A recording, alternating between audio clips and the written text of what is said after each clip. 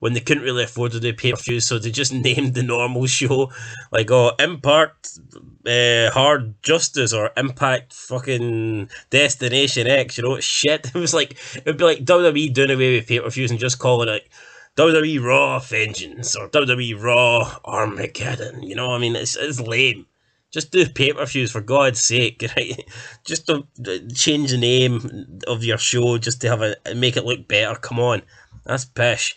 But anyway, we kicked off with NXT New Year Evil, and the first match, opening match, was a champion versus champion match. Carmelo Hayes versus Roderick Strong.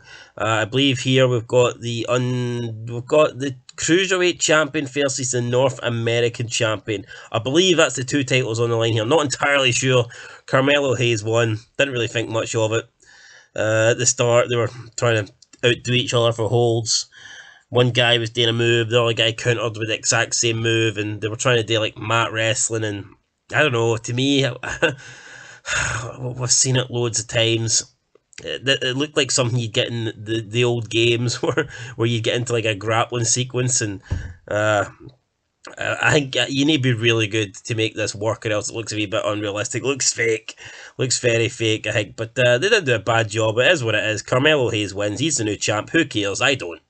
Anyway, let's move on. Speaking of something that I don't really care about either, but I guess it's cool to see back, the return of the Dusty Rhodes Tag Team Classic return. So there's going to be a men's tournament and a females tournament. Honestly, I didn't even think there was enough teams on NXT to have tournaments, but apparently we're going to be getting the Dusty Rhodes Tag Team Classic. And it's weird, like, you look at all these teams and you look at all these people competing in this, and they don't resemble Dusty Rhodes at all. They've got absolutely nothing on Dusty Rhodes. It's, you know, they're naming this competition after Dusty Rhodes, yet it's got nothing about why not just call it a tag team tournament? Why they rename it after Dusty Rhodes and it's a bunch of bums that are competing in it? I didn't get it. Next with AJ Styles. He's on NXT, calls out Grayson Walker or Grayson Waller, whatever this guy's called. Grayson Waller comes out, basically leads to a scrap. AJ gets the upper hand, goes for the frontal forearm. Waller escapes, and AJ calls him out and says, you can't get away from me or whatever. Okay, so what you guys can do is to eye on the links, and if the links actually turn red from the gray button, then that's actually when you can purchase them. Okay, Painful Love is going to be a palm size of Labu pennants, and they will be actually super cute. If you guys want to get it together with something else, if you have enough time, you can actually add the letter pendant, matching letter pendant as well. Okay, letter pendant will be coming with the matching color with some of the Labu design in here, and letter pendant will be also, like, you know, if you're looking for your like initial, like if you're looking for your pet's initial.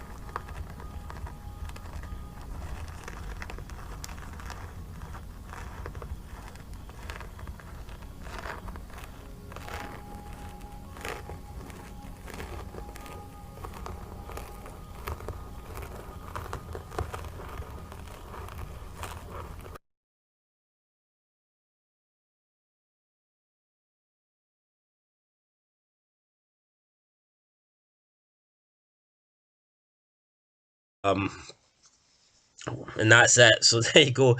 AJ then, what's happening is AJ moving. I doubt he's going to move permanently to NXT, because we've also had Riddle on NXT. I doubt it's that. But I do feel like WWE certainly could do with a couple of like older guys, you know, more experienced guys on these NXTs. I don't think it would make sense to have the roster completely made up of young kids. I think you do need a bit of a blend. So I don't want to see AJ move down here, because to me that would be a massive demotion. But Maybe there's some people on the roster they could think about moving down to NXT, but I mean, it is what it is. They're setting up AJ versus Grayson Waller. Who cares? I'll be honest, I don't really care about this either. With Pete Dunne, talk about breaking fingers. He showed his hand, it's all bandaged up. I mean, this wasn't bad. It was one of the better things I've seen Pete Dunne do, but I mean, it wasn't great. I mean, whatever it is, it's Pete Dunne threatening to break more fingers. Pete Dunne looks like a finger. I mean, the guy is so thin and unmuscular. There's just nothing about the guy. He looks like a fucking finger. So hopefully he doesn't break himself. We then go backstage. We've got a bunch of women talking. I know we've got Indy Hartwell here. I think that's the only one I knew by name. Where the hell is Dexter? I haven't seen him in ages. Is he even on NXT? I need to find out. Why is there no Dexter on these shows? They set up a 6-woman tag match. They're about to pick some really hot chick as their teammate, but she's talking to her dad. She looks like your typical spoilt, rich daddy's girl. She walks off, and then there's some bum sitting in the corner, some absolute bum, and she gets made the tag team partner by default. Didn't even see this match on the show. I don't know if I went for a piss and missed it or not, but they set up a 6-woman tag match, but the 6-women's tag match didn't happen. So that was pretty strange. Speaking of 6 tag matches, so we had Riddle and MSK versus Imperium. Imperium, in my opinion, suck. There's talk about Walter getting moved up to the NXT brand permanently from NXT UK. I just don't see it. Big guy, flabby. No charisma, no character, no personality. It's just a big boring guy, isn't he, really, when you think about it? The team of Riddle and MSK win. It is what it is. I like Riddle. I can understand why they're putting him in NXT 2.0. I think Riddle appeals to the generation that the demographic that NXT 2.0 are trying to cater to. But I mean, come on, I think Riddle's good. I think Riddle should be pushed in the main event scene on either Raw or SmackDown. I genuinely do believe that. I think he has world title material in 2022. Or at least upper mid card. I think he definitely should be there rather than facing a jobber tag team from NXT UK on NXT 2.0. But the team of Riddle win. It is what it is. Up next with Joey Gacy and Harland. Don't know much about them. I've seen them like a couple of other shows. This Harland guy legit does look like a fucking freak. This guy looks like a serial killer who would go out into the woods and kill baby lambs. This guy looks like a monster. And the Joey Gacy guy who speaks for him actually seems a pretty good talker. So I think, to me, this is one of the better things on NXT 2.0, and I am looking forward to see where they go with this. It's one of those duos that actually work, when they pair 2 guys together, like a smaller guy with a big guy. I'm looking at this and I'm going, this actually works. Whereas you look at the AJ almost thing, it never worked. You got Apollo Crews and Amanda Aziz, that ain't working either. Whereas I'm looking at these two and I'm thinking, this is a pretty good combination. I think the only thing that would make the Harland guy better if he was a little bit taller, but regardless, he still looks like an absolute fucking freak. So interesting to see where they go with this. Then we had Elektra Lopez. She said she's attracted. I don't know who she is either. A lot of new faces on this NXT 2.0. She said she's attracted to success, and she basically said whoever wins a match between 2 people next week will take her home. So whoever wins a match just ain't getting the free count. They're also getting it banged by Elektra Lopez. Unfortunately, I'm not in that match, but it is what it is. Some lucky guy is going to win that, and she'll be going home with him. So fair play. That's definitely a match with high stakes. Definitely more important than any championship belt. Speaking of championship belts, up next we had Mandy Rose versus Raquel Gonzalez versus Cora Jade. Now the build up to, not the build up, but the wee promo package to this pay-per-view, or whatever you call it, the wee promo, it showed you like Mandy Rose kind of camouflaged in the crowd, like wearing a hood. Then she turns round and she looks a wee bit freaky looking, and I don't know why, but that just got me interested in this match more. Like, I seen that, it's like, well, that did more for me than any 20-minute fucking match. And then this match, I don't think it really lived up to the expectations. I mean, it is what it is. Raquel Gonzalez, when you actually see her, is a big physical dude. Like, well, not a dude, she's a chick, but she's a big woman, pretty tall. She must be at least 6 foot, or at least close. Don't compromise quality insurance for savings or your time for this ad.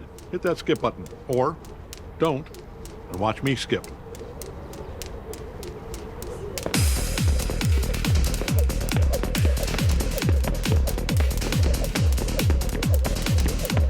You in there? Yes. Yes. We are farmers. Bum, bum, bum, bum, bum, bum. What's up guys, Russ here. I'm super excited to tell you guys about the new movie, Sarah's Oil. God gave me that land for a reason. It's a sign. I believe in signs. In the 1900s, there was so much tension. Young Sarah Rector has to overcome. It's my land. You want a war? She overcomes it because of her family and her faith. Dear Lord, help me keep what's mine. Her name is Sarah Rector. You're going to be hearing a lot about her. I can't wait for you guys to watch this movie. Make sure you check it out. Sarah's Oil, rated PG. Only in theaters November 7th. Tickets on sale now. At least close to 6 foot tall, and because I don't think Mandy Rose is that small, but she did look small compared to Raquel Gonzalez here. Then Cora Jade seemed to be a bit of a midget. The match was decent. I mean, Mandy Rose's attire, it works for me. I like what she's going for there. Who wouldn't like that? Let's be real. I don't know, but I think I miss the blonde Mandy Rose, but I can also see what this new look is doing wonders for her as well. In the end, Mandy Rose wins. Kind of goes for it was weird. Cora Jade went for like I think she was trying to go for like a roll up, and Mandy Rose just basically no-sold it and sat on top of her and got the free count. It was a bit of a weird finish. Mandy Rose retains. She also entered in a helicopter, like Charlotte Flair WrestleMania vibes. I don't understand that. Like, I just didn't really get it. It was cool and it obviously added something to it, and it makes her seem bigger just due to the fact she's turning up for a match in a helicopter. But I didn't get it. I don't know why, but it was good. I'm not going to complain. The helicopter scene was good. It is what it was. Then backstage we had Riddle and MKS. He says that, you know, tonight was great, but then they need to go their separate ways and they'll meet again soon. And Riddle just flies off into the night with his flip-flops and his scooter. Absolute madness. Then MKS say, oh, Riddle's a cool guy. Then we have the Creed Brothers come up and they say that MKS will only get another shot at Imperium if they win the Dusty Rhodes Classic, but that ain't going to happen because they're in it. And then have a bit of a face-off. So I don't know who the Creed brothers are. They seemed, I don't know. I mean, it's hard to tell. It's hard to tell how someone is if you've seen them on screen for about 15 seconds. But it wasn't that bad. It was an alright wee backstage segment. We then had Von Fagner beating up some guy from Chase University student. I don't get this. This to me was garbage. Cameron Grimes, his championship gold's in his sight. Yeah, so some guy wants to win the belt. That's what I got from this.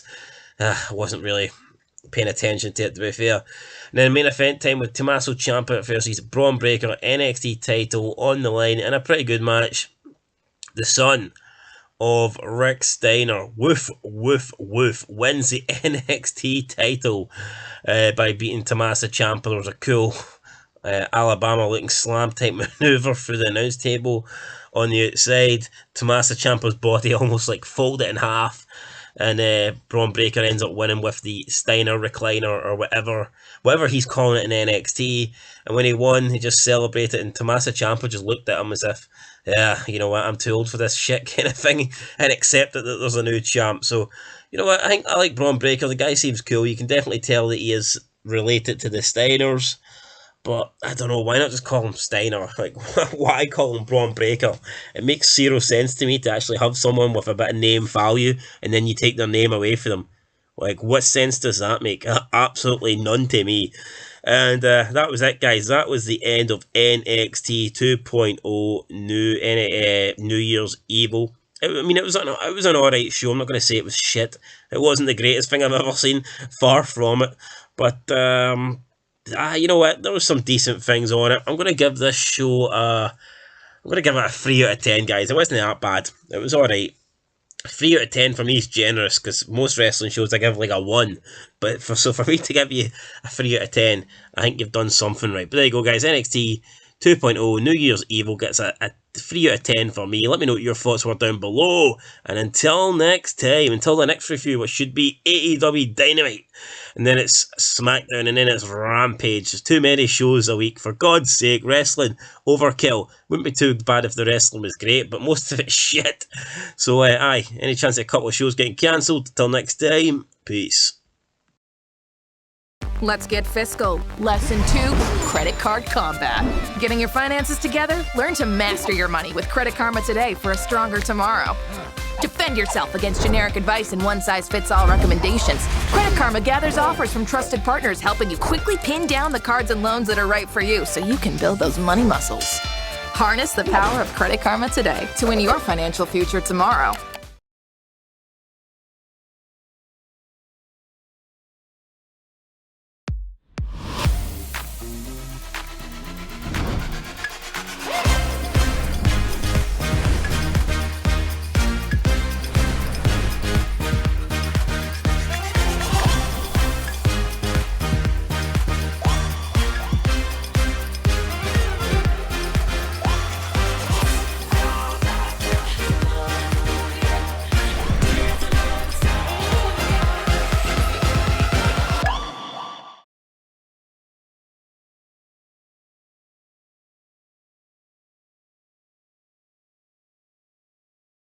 '11th of January, NXT 2.0. Yeah, I was going to include that wee bit in there. Not just any NXT, it's NXT 2.0. And we kick off NXT 2.0 with the new champion. And it is Braun Breaker coming out.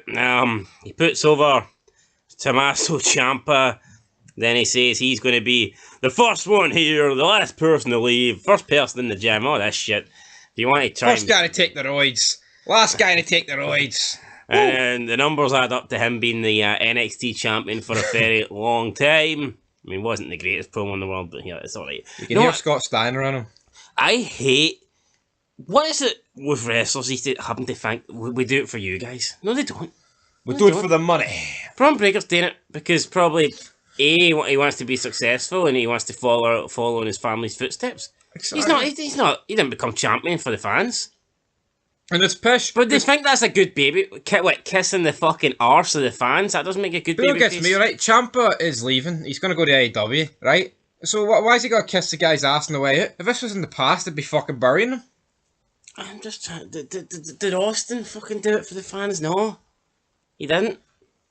Character was, he just did. Austin did what he had to do, and the fans liked it. Aye. But now it's... I'm a lefty, and I don't care about the money. I'm gonna go to all the children's hospitals. We do all this for you. No, you don't. You do all that to make money. Let's be fucking real here. Right? I don't do my job for the sake of it. I do it to make money. I don't think I ever heard Austin say, "Oh, we play fight in this ring for all you guys." I mean, I just don't think Austin ever said that. Nope.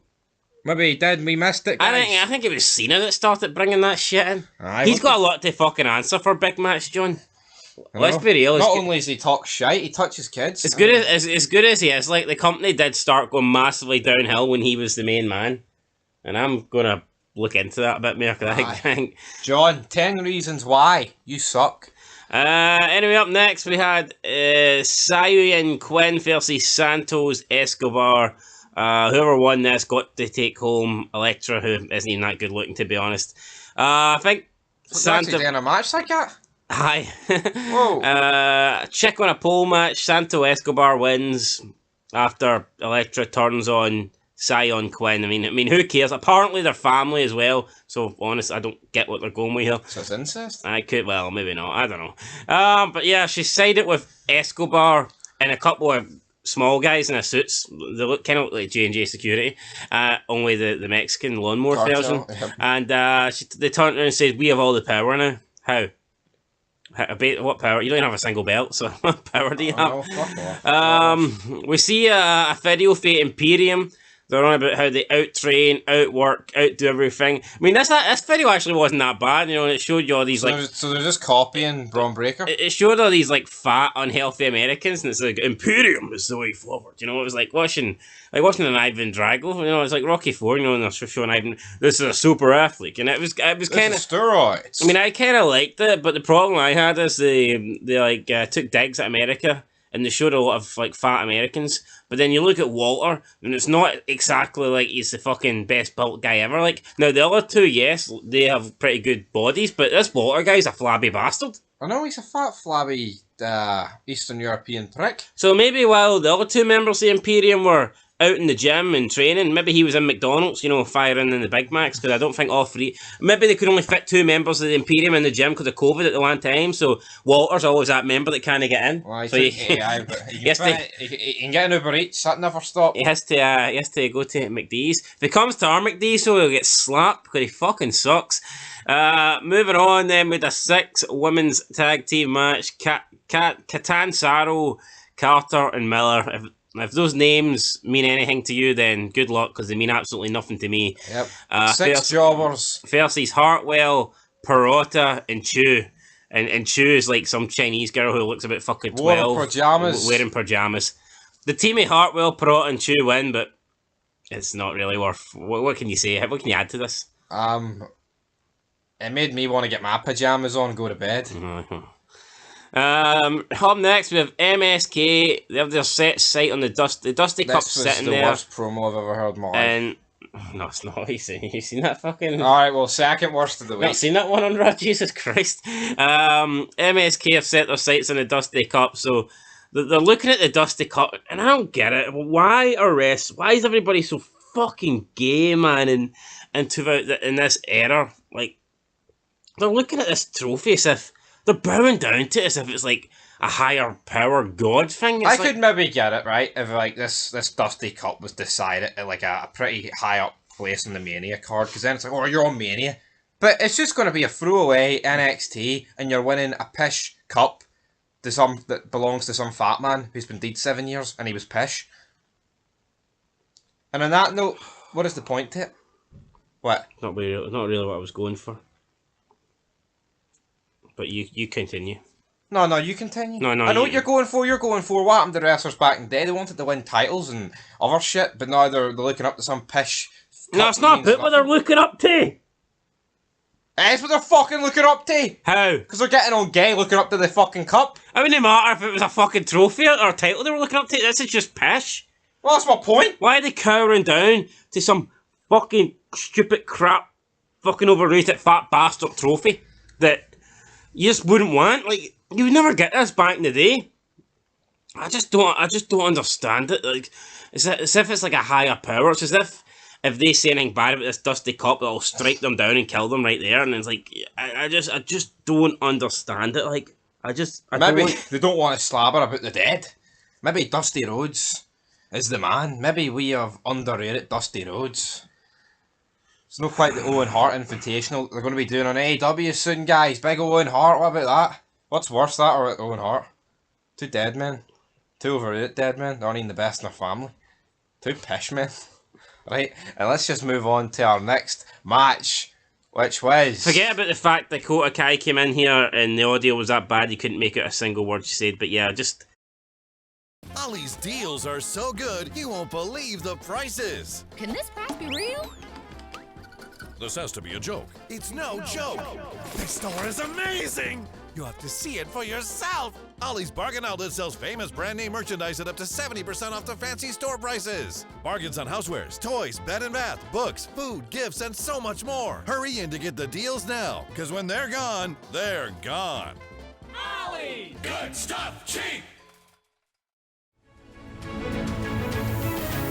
よし、攻略を開始しようか。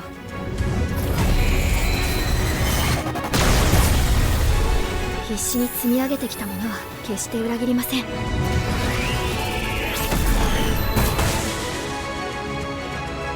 俺はまだ立っている。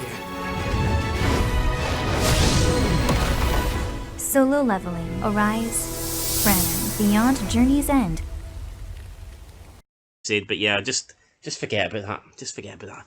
Up next, we have Idris. I'll tell you what, I forgot about it. Here, guys, tell you what. You see, if one of us died, this channel could continue. If the other one of us died, this channel would be dead. This chance would be deader than the ratings, and you know it. And who would that be? Oh, fuck, we know who it is. Ah, it's me. Up next is this tag team match: Idris Enof and Malik Blade versus Joey Gacy and Harland, and a Dusty Cup play-in match. Should that be play-off? No, you need to get into it. Alright, why not qualifier then? Play-in. Because we call it play-in in these parts, buddy. As if there's enough teams anyway to have a fucking qualifier to get into it, for fuck's sake. The Joey Gacy and I actually don't mind this duo. I probably won't go anywhere, like, but this Harland guy actually does look like a bit of a... I could see this guy out in the Rumble eliminating like 4 people. Like, see if we're watching a documentary and this guy, like, was a murderer and he dragged 10 women into the forest and raped them. You'd expect to see... Harland? Then they show you the face. We'll probably expect to see someone else like this Harland guy. But he gets DQ'd. They get eliminated, and Joey Gacy doesn't even seem to care. I don't get that. I mean, why then? If they don't want to qualify, why then the match? Like, I guess they're just beating people up. I get this Harland guy doesn't give a shit, but you'd think Joey Gacy would be a wee bit. Oh, hold on, big guy, I'm supposed to win this match. Who cares? Get disqualified. He goes to beat up the ref, and Gacy comes in and, like, you know, tells him that. So I don't do it. Don't do it. He should have beat him up, man. Drag him to the roof like he did with the last guy. Is it alright? Can I stay my sentence in? Alright. Cameron Grimes. Woo! The big star. Cammy. Versus Damon Kemp. The fuck it is? It's Carmelo Hayes. He has a message for these jobbers. He says, I'm pissing, you're worse than me. No, Cameron Hayes. First he took on Damon Kemp. Awful. Almost Ross Kemp with the Ross bit. His theme song talks about money, and he's a bum. Does it? It's like money. It sounds like Mr. Krabs on crack, but he's pish, right? You heard it here first. He's going no. He talks about 2022. He's just shit. Alright? He beats Damon Kemp, and then he goes backstage. And Cameron Grimes is there. He is Cameron Grimes. Is he? No, that clip was him arriving to the... This clip was him arriving to the arena, and then he's basically slabbering to these two, then he had a match after it, which he won. Nice. No, I disagree. I think this clip's after he's already beat him. So why would he dress up in a suit again to leave the arena? That's a good point, actually. So he didn't. Why would he ever be in a suit to begin with? Next up, like we had bomb. Solo Sakai versus Boa, both men undefeated. Well, one of them's more undefeated than the other. Are they both undefeated? Aye, that's what they said. And it ends in a double count out because we got to protect them both. Yeah, the fight to the back. One of them like throws something in the other one's face, and he pops up and he's wearing a mask. Aye, next up, maybe he wants to be the next contestant in Squid Games, who knows? Carmelo Hayes, he makes his way out, cuts a no bad promo. He could have said the numbers don't lie, but he botched and said something pish and talks about he's the quarterback, but he doesn't throw the ball, he runs with it, he doesn't pass. Well, you can gain more yards by throwing, so I mean, maybe he should throw. And his tag team partner picked up on this because he wants to win bets. Ain't that right? Aye, that's definitely right. Yep. Up next, we had Pete Dunne versus Tony D'Angelo in a crowbar and a pole match. Vince Russo's made his return to wrestling. He's back in NXT 2.0. He's booking crowbar and a pole matches, and I fucking wish Vince Russo was back, to be fair. Crowbar used to be David Flair's tag team partner. Look, I just let Vince Russo do the same Raw we watched the other night, and I can just imagine, not that it'd be good, but it'd be more car crashy. I just feel like it'd be like segments would be a lot shorter. There'd be more of them. People would be used more than once. There wouldn't be matches going on for 30 minutes. Exactly. You'd be see Big E, Seth Rollins. That would end in 4 minutes thanks to a run-in for somebody. And that's the way it should be. Car crash TV's the best. It's the key to success. At least, especially if you've got bums and you can't fucking do anything with them. I'd rather shit car crash TV than shit just boring TV. And that's what we've got, guys. Up next, we had a Toxic Attraction remain the attraction. They're doing a photo shoot. Starts off at a Mandy Rose photo shoot, then it leads more into Toxic Attraction. And this wasn't. It put them over and all that stuff. And she said she's the main. It wasn't bad, but she's on about how she's the main focus of NXT 2.0, but it's a developmental, you stupid bitch. Yeah, it's like, I mean, you had the job, but you got called up to the main roster, did the square root of hee haw, then you had to go down the developmental just to win the belt against people we don't fucking know. I don't think it's too bad if you start in developmental and you haven't been called up yet and you're winning. The hard road might not lead to glory, but the easy road definitely won't.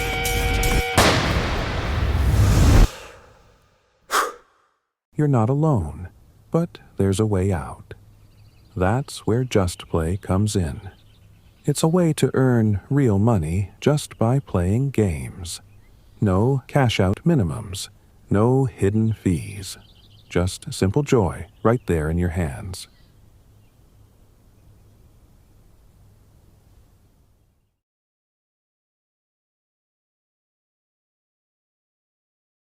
Yeah, and you're winning. And you're saying you can brag about being the champ, but if you've already been on the main roster and achieved, and then you get sent into development, can you really say anything? No, you can't. So you're fucking pish. Like when Finn Balor won the Universal title, then they send him to NXT and he wins. What's he supposed to say? The line starts behind me, and there's no one in queue. Anyway, though, pish, but main event time. I thought it was alright, like, but aye. No, but when you break it down logically, it's stupid. It makes no sense. Well, it's not too bad for the other two, like, because they haven't been there. They haven't been to Raw. What? Deck me one more time, off camera, I'll fucking deck you, right? Touchy. AJ Styles, Grayson Waller, pish. Should have been saved for the Rumble, in my opinion. The Rumble. Well, why not? If Maurice and... I don't give a fuck about Grayson Waller. Some guy with an Aussie accent. I mean, I come from the land down under. You know, fuck off. What? Motherfucker! What? I'll tell you what, guys. LA Knight returns because AJ Styles picks up the win, says, I've got a pal that I knew from my Impact days, but Styles wasn't in Impact when Impact was this pish. And that's the bottom line, because it's Eli Drake, or if you want to call him, if you want to know... LA Knight. LA Knight, right. Woo! And he comes out and he batters Grawler. You should have battered you instead, you prick. Hey, fuck up. Right, this show's pish. I'll give it a 2 out of 10 for 2.0. Or should I give it the one beside the 2? It's your final choice. I thought it was better than Raw, but that does not mean anything. I'll give it a... It might be too generous here. I gave Raw -2. I'll give it a 2. I mean, the main event match was no bad. You get a nice wee LA return. The Braun Breakers promo wasn't the worst in the world, and Mandy Rose is pretty hot, so I mean, I'll give it a 2 out of 10. There you go. Can't get much more than that. We'll give it a 2. But a 2 is where we best show of the week so far. Aye. I say that like it's not only one show that can top this. Yeah. That depends on Brock being in it or not. Do you know your enemy? My enemy's wrestling, having to watch it, because it fucking sucks. Till next time, though. Peace! Well, back guys, the NXT 2.0 covering here. I was feeling no bad. I put this show on and my temperature just went through the roof. I don't know what's happened, but it's not because it's good, you know, it's because it's pish, and that's probably why I'm going to die any minute now. But basically, we kick off the show.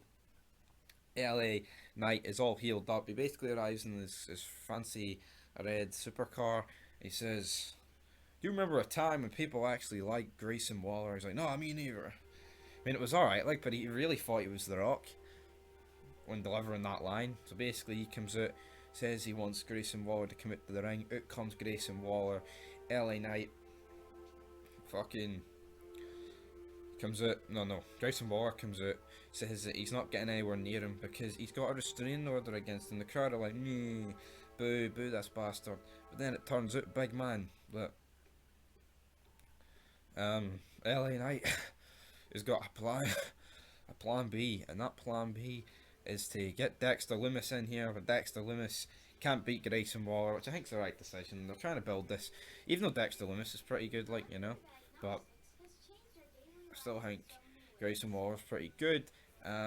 Also, though, on the show with a bunch of promo packages, one from Sari, one from Dante Chan, we've got Joe Gacy and Harlan backstage. I mean, we've got Yelisa Leon and Valentina Flores. we've also like other jobbers. These two, what is it, Mercedes Gonzalez or something?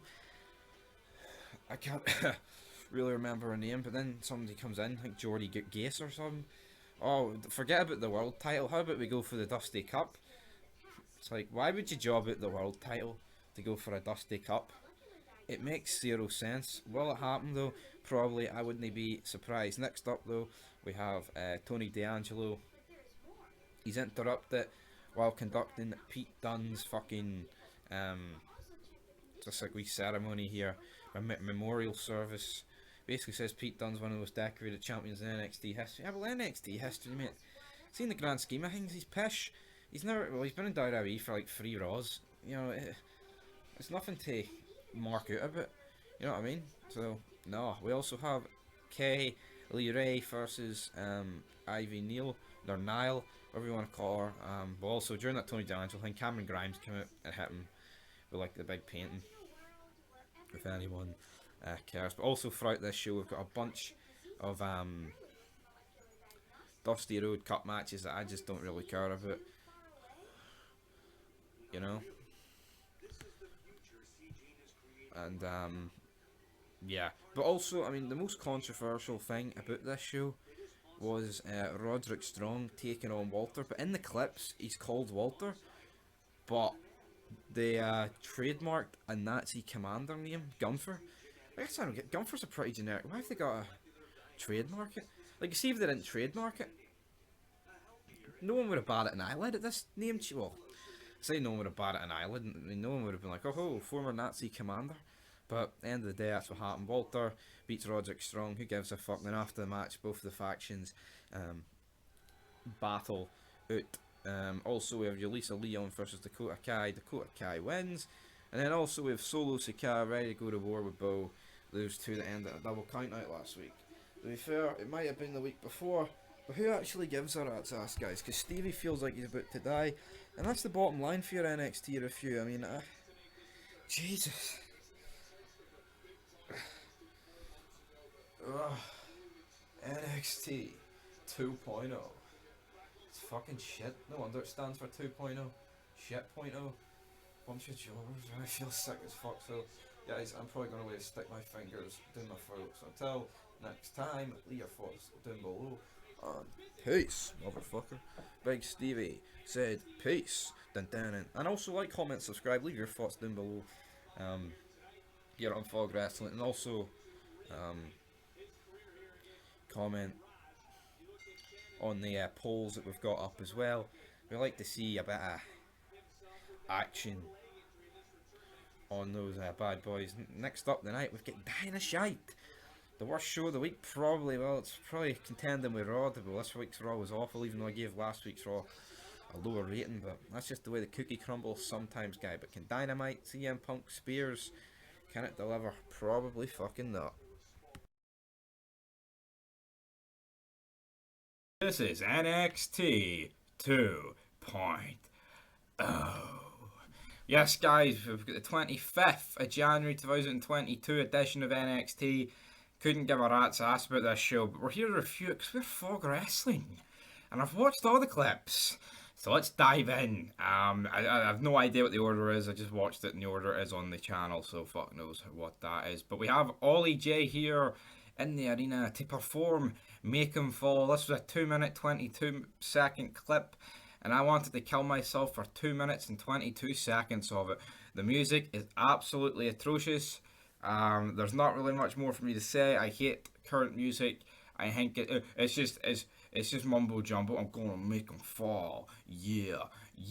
I'm gonna make them fall. Touch the ground cause they tall. Cause yeah, I hate them. Yeah. This is NXT 2.0 and it is fucking shitty. Pesh. Next up though, we have Solo Sikoa versus Bo. Obviously these guys had a match a few weeks ago, but now we've got another match. And this is a no disqualification falls count anywhere match. I mean, this was a pretty decent match. Bo picks up the win. But it's like, we have another one's contenders match later on with a bum called Cameron Grimes, and it's like, why the fuck's this guy winning that? Spoiler alert, by the way, if anyone gives a rat's ass. But why is that guy winning it? A guy that looks like absolute pish. You know? Or maybe I just misread the title of that thing, because maybe it's a number one contender for like another belt that doesn't matter. It's probably it. Next up, we have Lo Shiri taking on Tiffany Stratton. Lo Shiri defeats Tiffany Stratton, and it's like, are any of us supposed to care? No. Next up, we have Kaylee Ree, Indy Hartwell, and Persia Pirotta taking on Toxic Attraction. A throwaway six women's tag match. Why is this show 2 hours? Honestly, it's got a roster with I think NXT 2.0, it does stuff well and it is better than Dynamite, but it still feels like Dynamite to a degree. It's like, it's just a massive fucking roster, and it's like they're forced into like trying to get everyone to get their shit in. You know, and I don't like that. I don't fucking like that. But yeah, we have Cameron Grimes versus Tony D'Angelo.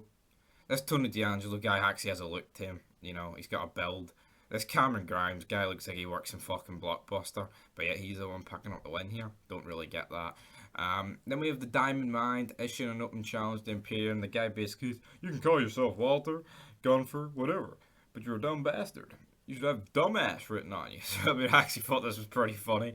So yeah. Then we have Legado del Fatisma fighting to get Braun Breaker later on in the show. Then we have Guru Raj taking on a returning Duke Hudson. Who gives a fucking shit? I don't. Grayson Waller cuts a promo basically about LA Knight and also Dexter Lumis, and says that his fucking Secret Service member, he's gonna kick the ass of, as we saw him last week. This guy, he's from Bollywood. He's from Bollywood, damn it. And all the movies over there in Bollywood, all the belter movies, you know. The Dusty Cup victory for Malik Black and Idris Enofe. They're talking about their victory. I just want to talk about how I want to go to bed, you know. But we have Andre Chase and Buddy Haywire. What's this fucking Prison Break versus the GY fee in a Dusty Cup match for anyone that remotely gives a fucking damn. And basically that team that aren't the university team, the jobber team, essentially the other team wins. But then this other guy comes out and starts beating on them, and I'm like, I don't know who this guy is. Then we got a backstage promo, Cora Jade and Raquel Gonzalez talking about teaming up, and I'm like, nah. Then we have Gunfer, he promises a new era. I actually don't mind the Gunfer name, but it's like, how do we trademark a Nazi commander? But that's what I don't get, right? Like, people think, oh my god, WWE's unbelievable, they've done that. No, they just want the guy's fucking name. It's not like it's not like they've took the guy's name, the Nazi commander guy, and the whole gimmick's based around him having like a hatred of fucking Jews or something, because that would be too far, like, but no, you know. Santos Escobar talks about Braun Breaker and how he despises him in his NXT championship run and all this shit. And at the end of the show, we basically get a 3-on-1 assault. Well, we're about to get a 3-on-1 assault, but then Tommaso Ciampa shows up and is like, well, you know what, I'll help you, big man. And then basically, yeah, we just get more fucking, we basically have more promos about teams in this Dusty Cup, you know. And then we have MSK versus Jacket Time in the Dusty Cup first round. Another match that Stevie didn't really give two shits about. Like, I mean, I said there was like the one match that I fucking did, you know. But I believe, well, the team in pink one, I can't even remember who they are. You know, I just remember it's fucking it's like Afro. I don't know Jacket Time. If we're not Jacket Time, guys, Stevie's wrong. But anyway, till next time, guys, leave your thoughts down below, and peace. Well, back guys, the Fog Wrestling, we've got an NXT 2.0 review, and I tell you what guys, it was better than Rampage, which I watched earlier, and then I watched NXT after it. But does that mean, I forgot to rate Rampage out of 10 actually, I just clicked on that. I'd give it a 0, it was fucking atrocious. Next up though, we've got NXT, and I'm just going to go in the order of what I watched the clips, even though I'm pretty sure I started from the main event and worked my way backwards. But we had Braun Breaker and Tommaso Ciampa taking on Legado del Fantasma. Braun Breaker, he's like, I'm not saying he's Brock Lesnar, but he looks like a once, maybe once in a generational talent, a strong thing to say, but he looks like a special talent.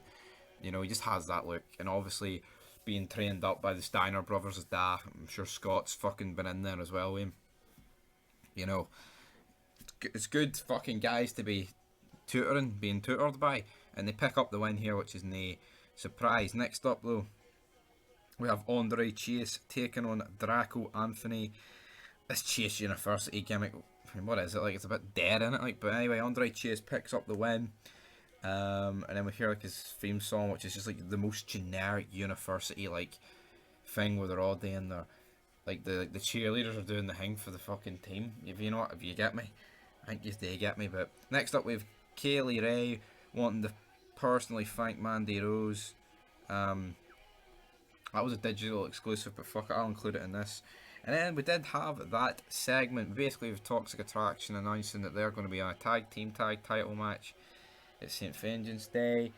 Mandy Rose then takes the mic, basically says that I'm going to, and then interrupt it. Out comes Kylie Ray, and then basically she comes out with a baseball bat. Toxic Attraction flee the ring apart from Mandy Rose. She drops the baseball bat. Right, let's get down to business. Mandy Rose says she's the man. Essentially, she's great.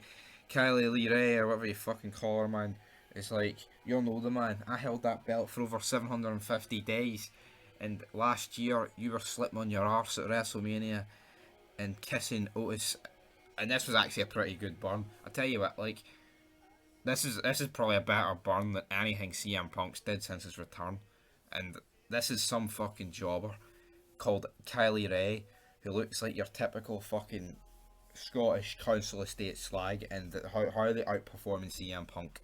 What's going on? The fuck is going on here? I don't know what's going on. We also have LA Knight taking on Joe Gacy, but Grayson Waller gets involved, costing the match essentially. Then Gacy does hits his finisher. Good night. LA Knight says he doesn't know how to quit backstage and that he's going to lay the smack down. But this doesn't make sense to me, right? Because like after he gets beat, Wilson Gayler says, if your big man here, if you manage to defeat him next week, I'll maybe like face you and lift the restraining order. But lift the restraining order? Like, look how close you've came to him. Now, albeit you're the one going close to him, technically it's no him, but even here, LA Knight punched him, so it's like the fucking restraining order's irrelevant. It's already been broke, you know? Makes no sense. Also, backstage, we had numerous, we must have had about fucking 10 segments backstage. We've got Dante Chan, we've got Dakota Kai, Sari, Draco Anthony, Nikita Lyons. Like I said, we had LA Knight, Brooke Jensen. That was probably the best one. She seeks advice from Indy Hartwell about dating. And fucking, basically she says, I like the silent type. And then she's like, oh, it's the hot tub. Look, we're looking at Dexter, which I guess was pretty funny. But we also have Wendy Chu versus Amiri Miller. Wendy Chu beats her. She's dressed up in a fucking really stupid attire. Don't really know what's going on there. Carmelo Hayes doesn't believe Cameron Grimes has what it takes to beat him. But he actually kind of burnt them. I mean, it was kind of pathetic insults, but at the same time, he's like, you look like SpongeBob's house, so that must make you Squidward. And it's like, what is this? Are we in primary school? Are we on fucking the big stage? Well, this isn't the big stage, but you get me? A semi-big stage is a WWE produced fucking product at the end of the day, even though it is developmental. We also have a bunch of matches, fucking, with 2 women's matches here with Cora Jade versus Raquel Gonzalez. Gonzalez wins. We have Sarah taking on Kayla Inlay. Pretty sure Sarah won that. We made 3 singles women matches, like, a 2-hour show. What the fuck's going on here? Next up we had Pete Dunne saying he's going to take bit care of business against Tony D'Angelo. by any means necessary. He says, how about we have a match where it all started originally, which was in a steel cage. And then the last clip I watched was a 6-man tag team match between Diamond Mine and Imperium, and of course Imperium wins. Is there any real surprise there, guys? No, but that'll do it for your NXT 2.0 review. A couple of decent stuff, like burns on the mic, I guess you could say, and alright, like, wee segments. But at the same time, like, I mean, the whole restraining order thing, that's just fucking stupid because it's broke, you know? And then a lot of jobber matches, like you come to expect on NXT. But you know what? I'll give it a 2.5 out of 10. And it's sad that a 2.5 out of 10 is probably a good rating for wrestling these days. But anyway, till next time. Peace. 8th of February edition of NXT 2.0. And the way we review wrestling on this channel, it always seems to fall to Stevie to review NXT. Because he's always off a Wednesday. NXT Tuesday night, which means I'm dealt a very shit hand. But we kick off the show, contract signing for the world title. We've got Braun Breaker against the guy. No idea. It seems like a Poundland rip-off of Andrade, to be honest. But basically, Braun Breaker was good here. You can hear his inner Scott Steiner, or Rick Steiner. Steiner brothers, but Scott's obviously better. Says let's flip the table and get straight down to fighting, because that's how these things normally end. So I like that. Out comes Dolph Ziggler, and I'm thinking, what? This guy has been the same character for about 8 years, and it's not like before that he was fucking any good. Shawn Michaels and Billy Gunn and Mr. Perfect ripoff. You know what I mean? He literally stole Shawn Michaels and Billy Gunn's moveset, and then he looks like Mr. Perfect. Like, he can't really do much about his look, but fuck me, Michael McGillicuddy's pish. They could have pushed Dolph Ziggler's perfect son.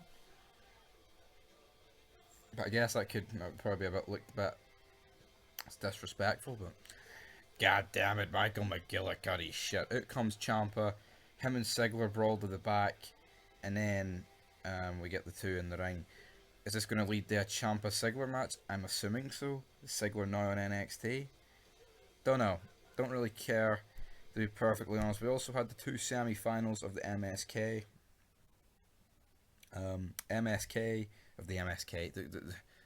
The Dusty Rhodes Classic. MSK win. So they're in to the final. Then we have the Creed Brothers versus G5Y and the other Dusty Classic. And it's like, why are they doing this shit every year? You know what I mean? Like, what it's just fucking turd. It's like the Andre the Giant Battle Royal. And if it happened every once in a while, it might be fucking alright. You know what I mean? But the Creed Brothers get the job done. And are we supposed to care? Probably, but I don't. No chance of me caring. Pete Dunne and Big Draco Anthony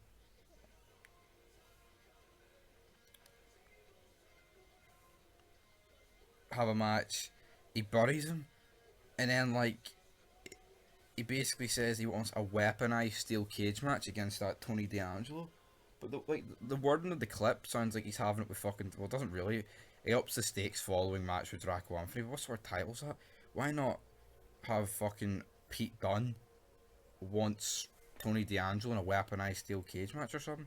You know what I mean? LA Knight takes on Sanga, the big massive dude. And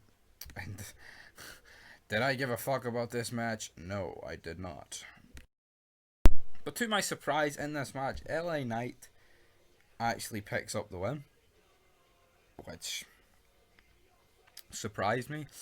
And then after, the restraining order's gone, they're attacking each other, even though they've been doing this for weeks, and the restraining order's kind of pointless at this fucking stage, which they can't even allude it to on commentary. With a bunch of backstage segment with Valentine's Day, people being asked out, shit like this. With Toxic Attraction attempting to divide Indy Hartwell and Persea Pirata. It's Santo Escobar who's the guy challenging Braun Breaker. I mean, with a bunch of jobber women's matches. Wendy Chu versus Tiffany Stratton. Like, am I supposed to give a fuck? I mean, Tiffany Stratton breaks her nail during the match and then just spends the whole match screaming. People could argue fucking heel heat, but who gives a fuck? Then we have Sari versus Dakota Kai. Dakota Kai wins. Then we have a promo for this woman, Nikita Lyons. Talks about she's going to bring her MMA skills to NXT 2.0. She's like, I used to do concerts, man, and people they thought I was a woman, or a weak little woman, but I showed them. It's like, who gives a fuck? You know what I mean? We also have Cameron Grimes talking about he will shoot for the stars in NXT, the North American title. It's such a weird title name, North American. I mean, I guess it makes sense, but at the same time it's weird. And then we have for the NXT Women's Championship, Mandy Rose versus Kylie Ray. I mean, Toxic Trash weren't supposed to be in this match, but they were. Mandy Rose wins. Out comes some jobber called Lo Cherie to help Kylie Ray. And that's basically how the show goes on. I don't know how the show went off there, but I'm assuming this match was main event, title match. Yeah, and everyone's like, oh, Mandy Rose's best work. Stevie couldn't give a fuck, guys. But anyway, till next time, terms of us rating, show out of 10. Give it a 1, it was pretty fucking shite. Vengeance Day, we have got Pete Dunne kicking off the show. Well, I say kicking off the show, this is the order I watched the clips in, so if it's wrong, fuck you. But we have Pete Dunne versus Tony D'Angelo in a weaponized steel cage match. I mean, this wasn't the worst thing I've ever seen. I actually did kind of like the fact that the cameraman was inside the ring, but I feel like if one of the cameras from outside actually showed this, it would have looked so fucking stupid. But I mean, we got a couple of decent spots. I mean, he zip ties Pete Dunne's arms together, and then you're thinking, oh fuck, where's this going to lead to? This looks pretty cool. And then, like, it just cuts to the next clip where the table's already broke and Pete Dunne's free. So I don't know what the fuck's going on there. Maybe he used the table, like, to cut the fucking zip tie. I'm not 100% sure, but they never showed that. But Pete Dunne manages to win with 2 of his finishers. And then, so, I mean, that was it for your weaponized steel cage match. Still preferred the barbed wire one between JBL and Big Show, which, to be honest, you've no right to, I mean, on paper, JBL and Big Show, barbed wire steel cage match, but it was still pretty good for what it was. But then we have MSK taking on the Creed brothers in the Dusty Classic Finals. Am I supposed to care about this? Probably, but I don't because it's shite. But the Creed brothers pick up the win here. I don't get, I've talked about this for the past couple of weeks. Why are we doing this? Like, why the Dusty Classic Finals? Who gives a rat's fucking ass, guys? No me, no me, no me, no me. That's the bottom line. That's just the fucking truth of it. I mean, it's like it's just like the Andre the Giant Battle Royal. I mean, it's just to get jobbers on the show, and doing this every year. Like, so what if you're a 4-time Dusty? It's not the fucking King of the Ring, like, where it's like the fucking best people in the roster. I mean, this is literally a bunch of jobbers competing for this. You know, it's just like tag teams every year. It's not like the best tag teams in fucking WWE. Literally just a bunch of fucking jobbers. Pete Dunne, though. Where's he going? I mean, a lot of these guys have been on NXT for seems like forever. Are they ever going to get called up? Who knows? But the Creed brothers win. Next up for the NXT North American title, we have Cameron Grimes versus Carmelo Hayes. People, Wade Barrett saying, "Oh, this is going to definitely be one of the matches of the year." I mean, Carmelo Hayes wins, but I just don't see how the fuck these two guys make it in the main roster. I really don't. I honestly don't. Meanwhile, we have Raquel Gonzalez talking to Cora Jade backstage, getting ready for the Dusty Classic. It's like the part of the show where we just get like a bunch of jobber, like random backstage segments that like have no story. It's just like, it's dead. Like, you see, back in the day, everything was like neatly done together, and like there was correlation, symmetry. Here we've got Wendy Cho searches for a Dusty Classic tag team partner. Who gives a rat's ass? We've got Brooks Jensen discussing his Valentine's Day's date with that Josh guy's pal. These two redneck guys trying to get their hole. We've also got Kylie Lee Rage showing Lo Cherie how to rage. Kylie Lee Ray. Just looking like your generic Scottish council estate slag. Yeah, that's about it. Then Dolph Ziggler's here. So Dolph Ziggler's here in NXT. If you didn't watch Raw, I mean, I say if you didn't, if it's like a bad thing, you know, you did the right thing, but we watched the Raw clips. Basically, him and Rude get beat by the Street Profits, and we're supposed to believe here that the champ is a big star, and they're trying, like, it's so retarded. They're trying to portray on NXT that Dolph Ziggler's a big star, even though he never was, but he was a world champion, so you can at least you can say that, right? But like, he's one thing on NXT and another on Raw. It's a mess. Tommaso Ciampa says he's going to protect NXT for the outsiders. It just came across as really pathetic. But Dolph Ziggler says he wants the world title. Nikita Lyons says she's ready to roar in NXT 2.0 because she's did concerts, man. She's had men saying she can't be strong her whole life. Fuck off. Next up, we have Sola Sakio coming out and confronting Gunther and Imperium. while Gunther's talking, we basically just get a Walter chant.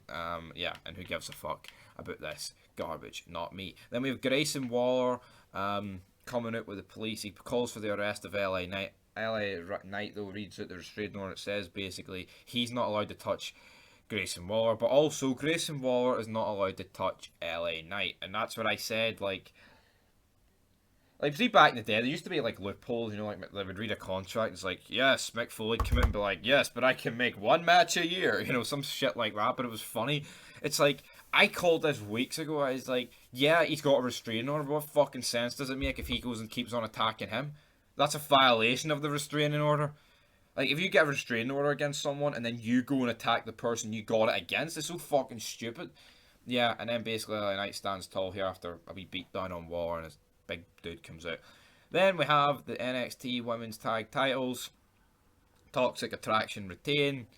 Don't care. Next up though, main event time, because it's the NXT Championship on the line. We have Braun Breaker taking on Santos Escobar, and Braun Breaker wins. Is it any surprise, guys? No.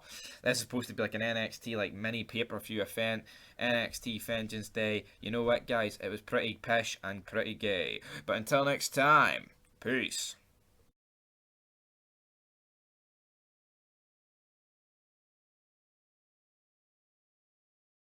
This is NXT 2.0. Yes, guys, we're back with an NXT review, 22nd of February, and we are on the road to, is it Stand Up and Fight? I can't remember what they called the name of this fucking pay-per-view, guys. I'm not going to lie, but we're going to dive into it. It's basically happened at WrestleMania weekend, and then after that, what was it fucking thing he said in his first? Basically, Scott Steiner comes out, because that's what Braun, I mean, I'm almost convinced that Braun Breaker is Scott Steiner's son. Like, I'm not, like, obviously, like, Rick and Scott did sound similar, but he literally sounds like Scott Steiner. Like, if you had your eyes closed, you'd either think it is Scott Steiner or it's Scott Steiner's son. Like, I know you associate them, like, the promos more with Scott, especially after, like, WCW ended and shit. And, like, his later, like, his run in TNA, and, well, obviously had the run in WCW, like, Big Papa Pump. But you get where I'm coming from, guys. But basically, the pay-per-view is called Stand and Deliver. He says that he's going to batter whoever the number one contender is. Out comes Dolph Ziggler. He says, you're not holding on to the belt until then, because I have a number one contendership match tonight against Tommaso Ciampa, which of course is our main event, so we've got that. We have LA Knight taking on Grayson Waller. Wade Barrett really hates this guy, Grayson Waller. I mean, again, Wade Barrett, though, he's like a tweener on commentary, but he doesn't like the really bastard heels. He kind of likes Mandy Rose, but for obvious reasons, you know. Not for the, oh, she's a bastard, that's why, because she's got great tits. Wade Barrett. That's basically what he came out and said on commentary here. But yeah, Grayson Waller managing to essentially get jobbed out here. But the match does get wrong out, interference, good night, but obviously LA Knight wins via interference. The ref calls it off, so yeah, I mean, I guess we're going to prolong this feud a wee bit longer, which I have nothing wrong with, to be honest. Well, I say nothing wrong with, I don't really give a fuck, but you get my point. And then basically, again, we get like multiple promos. I'm just going to cover them all with like the women that are in this Dusty Classic, but the best one was probably Cora Jade and Raquel Gonzalez going through unique Dusty Cup training, which basically was them at this like climbing thing.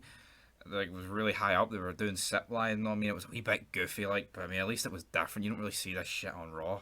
Like this was goofy, right? And I'd almost like, it's like people would be like, "Oh my god, wrestling's gay." Yeah, I mean, yep, not denying that. But like, see what they're doing on Raw? Well, there's literally a belt with grown men, and they're just rolling each other up for victories. Like, and that's literally what it is. Like, that's the gimmick of the 24/7 title, roll-ups. It's fucking awful. Like, this stuff is not good. But it's better than that. But people would probably say this is a lot more goofier than the 24/7 title stuff.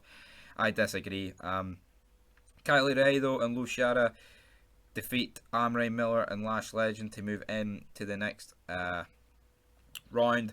Brooke Jensen is getting help here, setting up his dating profile. I don't know if this is Tinder or whatever the fuck he's using, but, you know, he's like, "Are you a Transformer? Because you're looking mighty fine." I mean, damn it. yeah, not really working for the guy. Tinder's no working for Big Brooks Jensen. Next up, though, we have Duke Hudson taking on Dante Chen. Dante Chen kicks off his match strong. Too bad I was asleep for 2 minutes and 55 seconds of it, and the clip's only 2 minutes 56 seconds. But Duke Hudson wins, but it's not the last time we'll see Duke Hudson.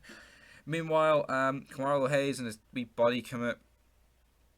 What was his name? Trick Williams. Basically, they're like, yeah, we're the best. But out comes Pete Dunne. He basically challenges Carmelo Hayes. He says, nope, no having that. But out comes Cameron Grimes, this bum, this guy with like nae physique, nae nothing. Comes out, attacks this prick, and then he basically defeats his partner, Carmelo Hayes' partner, Trick Williams, in a match later on tonight. Then we have Andre Chase teaching his class about intestinal fortitude. He basically talks about balls for 1:26. This was actually alright. Kind of gave me Mankind, Al Snow vibes when Mick Foley would never fuck up about it. So yeah, blast to the past. Why not? Next up though, we have Nikita Lyons, this person who was at concerts, and she's like, yeah, I'm a man, but I'm not really a man, I'm a woman. But yeah, I can beat up the men. Alright, what they fucking do. Duke Hudson then makes his move on it per se, Parata, but in comes Dexter's girlfriend. I can't remember her name, but it turns out these two used to have a thing. And he's like, come on, you know you want me. Basically along those lines. And Dexter like puts his head down. He's like, oh no, and then walks off, which I thought was pretty funny. Then with these two guys, Robert Stone tells Andre Chase that the guy he's managing, you're in his world and you're living in it. Awful.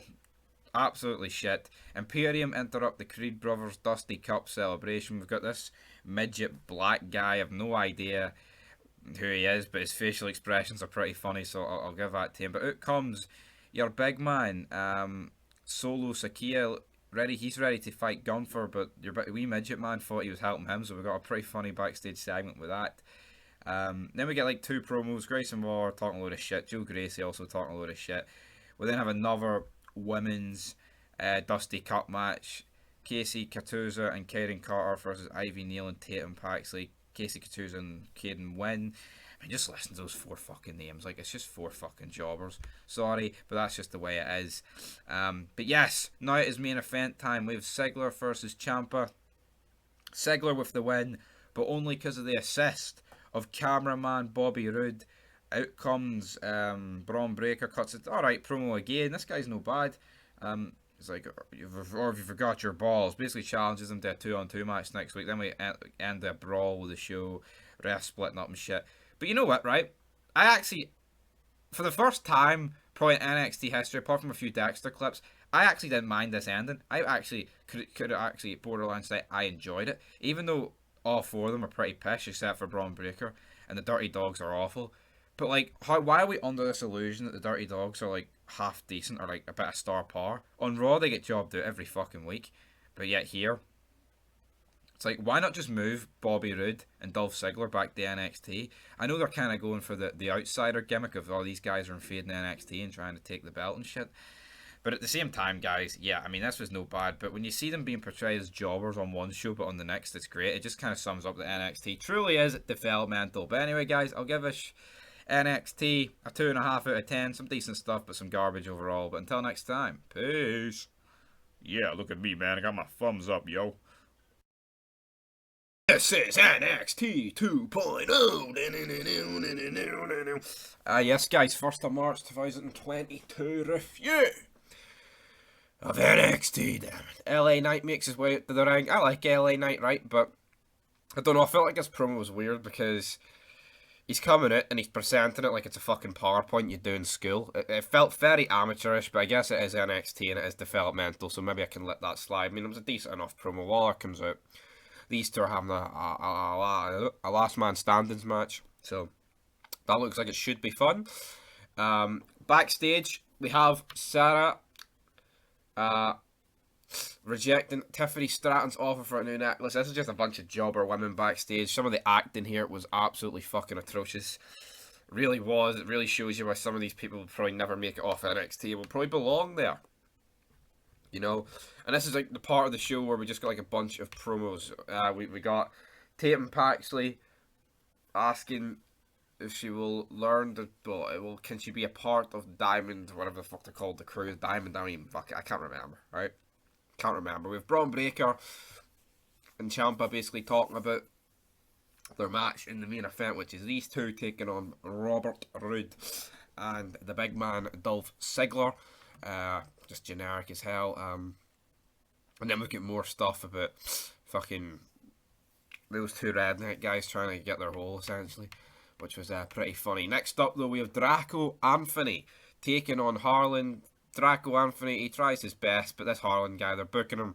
He's a big fucking scary kid. Like, I mean, he's kind of like the sort of guy you would expect to be in charge of like the Aryan Brotherhood in like a TV show that's in jail or just out of jail, whatever. Like, you know, like he's like a sort of like, or like a henchman. He's just one of those guys, like, you know, like a big fucking dude with fucking tattoos, man.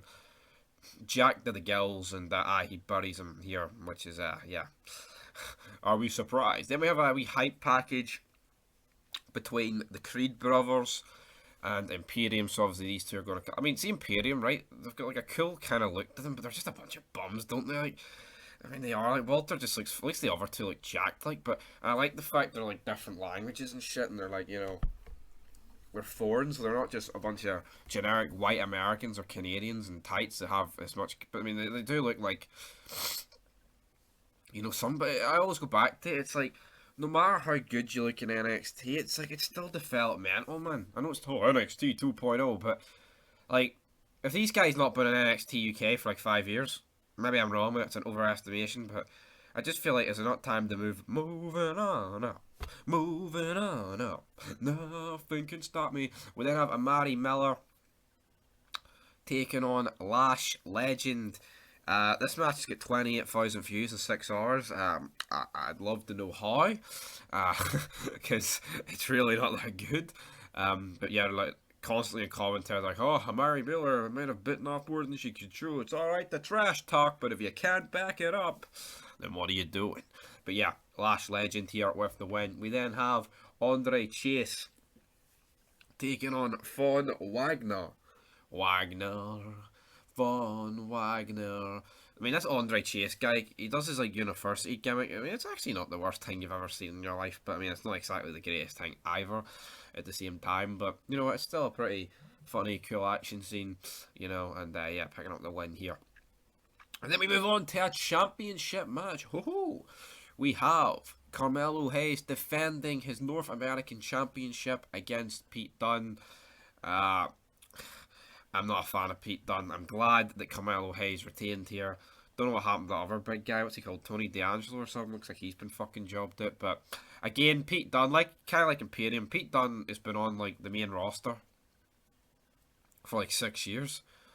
Well, not the main roster. He's been on like NXT for like 6 years across NXT and UK. And like, what is he ever going to? I know they've made the odd appearances in WWE, like that Survivor Series the 1 year, which was an awful idea, by the way. Like, oh, developmental actually has a chance. What?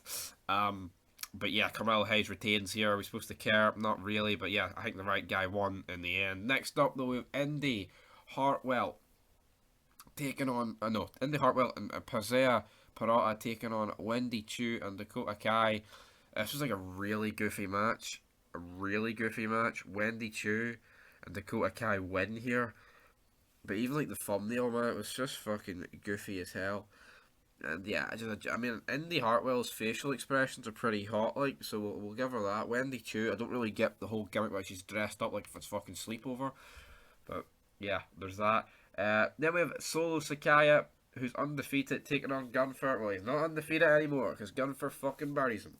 I mean, a hard-hitting match, but I think the long-term feud they're probably going to do is Breaker against Gunther, two big bastards. But this is actually alright. I'm not going to be biased and say it was shit for the sake of saying it was shit. I mean, it was actually two big guys hitting each other. Like, it looked alright.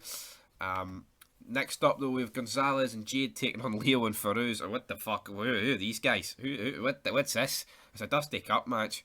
Gonzalez and Jade win. And yeah, we move on to our main event, guys. It is Braun Breaker and Tommaso Ciampa versus the Dirty Dogs. Good match. This is actually alright. Like I said in recent weeks, the stuff that these four have been doing, even though I hate Ziggler and Rude on like Raw, I mean, what they've been doing on NXT isn't that bad. But then I always relate back to it. It's like, how can they be treated so shitty on Raw, but then on NXT they're treated as like main event players? Again, developmental, but yeah, well, there's a few things here where you think Ziggler's won, you think Braun Breaker's won, but Rude gets some fall breaks up the count. But it is Tommaso Ciampa. Is it a Shining Wizard? Have I got the name of the move right? I don't know. To be honest, I don't care. But he hits Ziggler with his finisher. I think it's a Shining Wizard. Maybe I'm wrong. But yeah, 1, 2, 3. Ciampa and Braun Breaker have beat and defeated the Dirty Dogs. But anyway, guys, leave your thoughts down below. And until next time, I will give this episode of NXT 2.0. We'll give it a 2.5. You. The road to WrestleMania hit a roadblock in the shape of Boring Dolph, aka Roadblock. Well, you say road to WrestleMania, but is NXT involved in the road to WrestleMania? Yes, they are on the Friday. It is Stand and Deliver. I believe the pay-per-view is called, guys. Bit of a shit name. It is. It doesn't really match up to WrestleMania, does it? No, but they're trying to hype it up as WrestleMania. Let's be real, guys. No idea where we started. Yeah, but they've got a better name than that. Can you not have took one of WCW's? Starcade? I know. Wait. Would you really want the Starcade name tainted by this pish? Well, WWE ain't going to use it. I know, but... Oh, no, but hold on. Would that not be a better idea? NXT Starcade on Friday? I get what you're saying, big man, but my point still fucking stands. Stand and Deliver? That sounds like some fucking Ring of Honor fucking pay-per-view. Ah, well, does it matter? Because we kicked off this show with classic tag team action. We had Raquel Gonzalez and Cora Jade taking on Wendy Chu and Dakota Kai. That's just very weird, this match. We've got someone in pyjamas. See, the thing is, right? This pyjama gimmick's a piss take. I don't think anyone expects you to take this Wendy Chu, right, as a serious wrestler. Or dare mention that she's a pillar of NXT. She's just a, you know, it's a unique gimmick, it's a weird gimmick. Yet, we're supposed to believe someone like Orange Cassidy's the fucking man, the rating straw, the game changer. He's in that ladder match and he's fucking tapping people in the shins and he thinks he's the man. Yeah, but he's a pillar of AEW. Well, no one's saying Wendy Chu is a pillar of NXT. It's just was he a pillar of Building 7 as well? Fucking one of the Twin Towers? Pish? That's what I'm getting at. No? Let's pretend that never happened. What, 9/11 or? No, your attempt at an analogy. Ah, well, right. You know what? He sucks, but Wendy Chu and Dakota Kai fans here. See this Dusty Cup? Awful idea. The fact they do it for both genders is fucking awful. The fact they do it every year is just even worse. Dakota Kai was saying to Guns, I don't know you. I know it was cringy. I didn't get it. I don't know you. I've been watching this show for the past couple of months, and I don't know you. My main complaint about NXT 2.0 is I think there's too much women on the show. I don't mean that from a gay perspective. I mean it's 50-50, like. Yeah, and I just don't think wrestling should ever be 50-50. I mean, I think maybe like 80-20 is maybe like a good. I just think it's weird having the show open up with back-to-back women's matches. For me, that's like, kind of mental. The men are better, so if you have 50-50, you're just making the product worse. Especially if it's matches. Yeah. That's just a fact. That's not sexist. That's just the plain, cold, hard facts. We have Fallon Henley versus Tiffany Stratton. I don't know, no disrespect, that I don't know who's who. But I think Tiffany Stratton won the match. No, she did. She's the blonde. I mean, it's 3 minutes of my life I'm never getting back. Essentially. What I'd say the women on NXT 2.0 are probably more talented than apart from like the main ones. No, you look at like fucking Doudrop, Nikki Ash. What the fuck are they doing? Fuck that. So I mean, anyway, up next with Andrew Chase.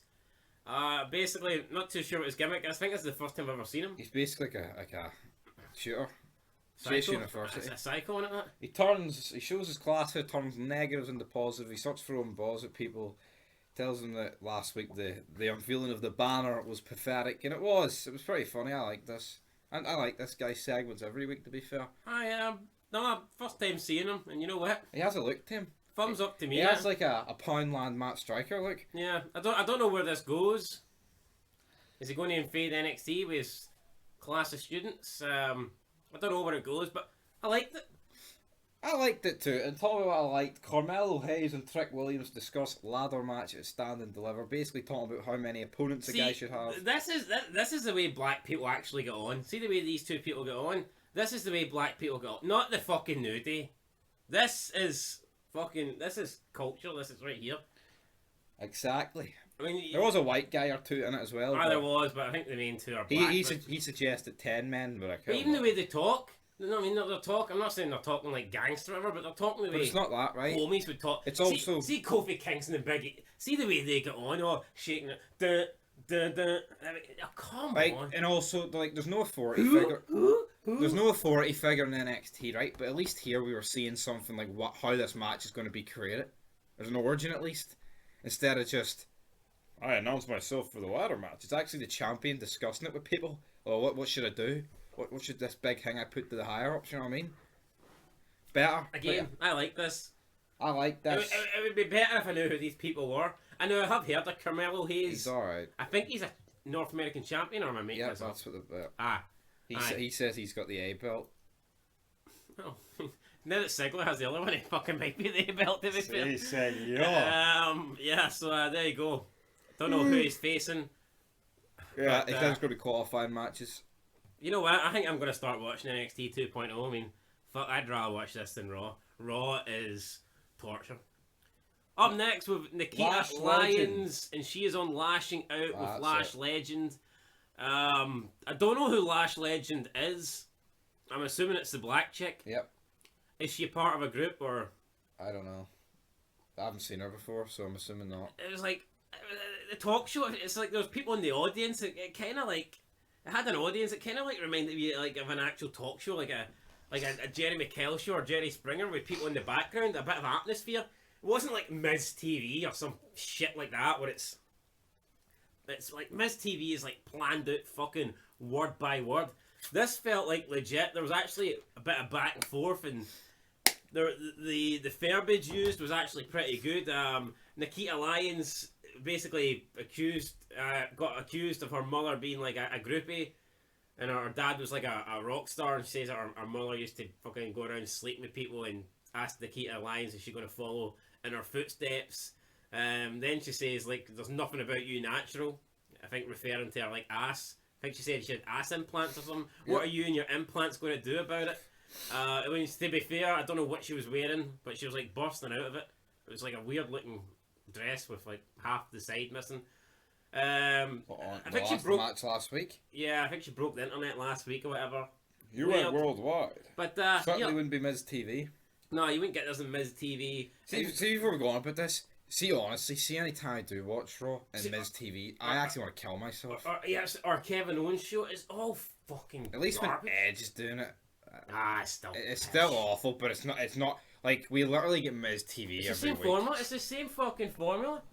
Anyway, though, back to this. Yeah, I just had to get that off my chest. It's so bad. She accuses her of like obviously being fake and all this, and Nikita Lyons responds to Lash Legend that everything about her is natural apart from her spray tan and nails, and the only thing natural about Lash Legend is the bullshit coming out her mouth, or she's a natural bullshitter, something like that. And then it looked like they were going to get into a fight, and you had the crowd kind of chanting. And then they did this like cutaway thing as if they couldn't show you anymore because something was about to go down. God damn. So these are 3 segments back to back that in my opinion were good. Exactly. And they'd probably be better if I knew who the characters were and I actually cared for them. But I mean, it was 3 things that have got me thinking, fuck, I want to see more. Whereas when you watch Raw, you're like... less is more. I mean, compare these 3 segments to the 24/7 title stuff. I mean, night and day. Night and day. Now, I'm not an NXT mark or whatever, but to me, I've always said it since day one. This 2.0 stuff's better than the black and yellow. The black and yellow's indie wrestling. Exactly. This is Adam Cole, baby. I mean, fuck off. This is good. The next segment as well. Fuck, this was good. Josh and Briggs and Brooke Jensen accuse Legado del Fantasma of beating up the something brothers. I'm not too sure what Creed brothers. The Creed brothers. Apparently they got attacked.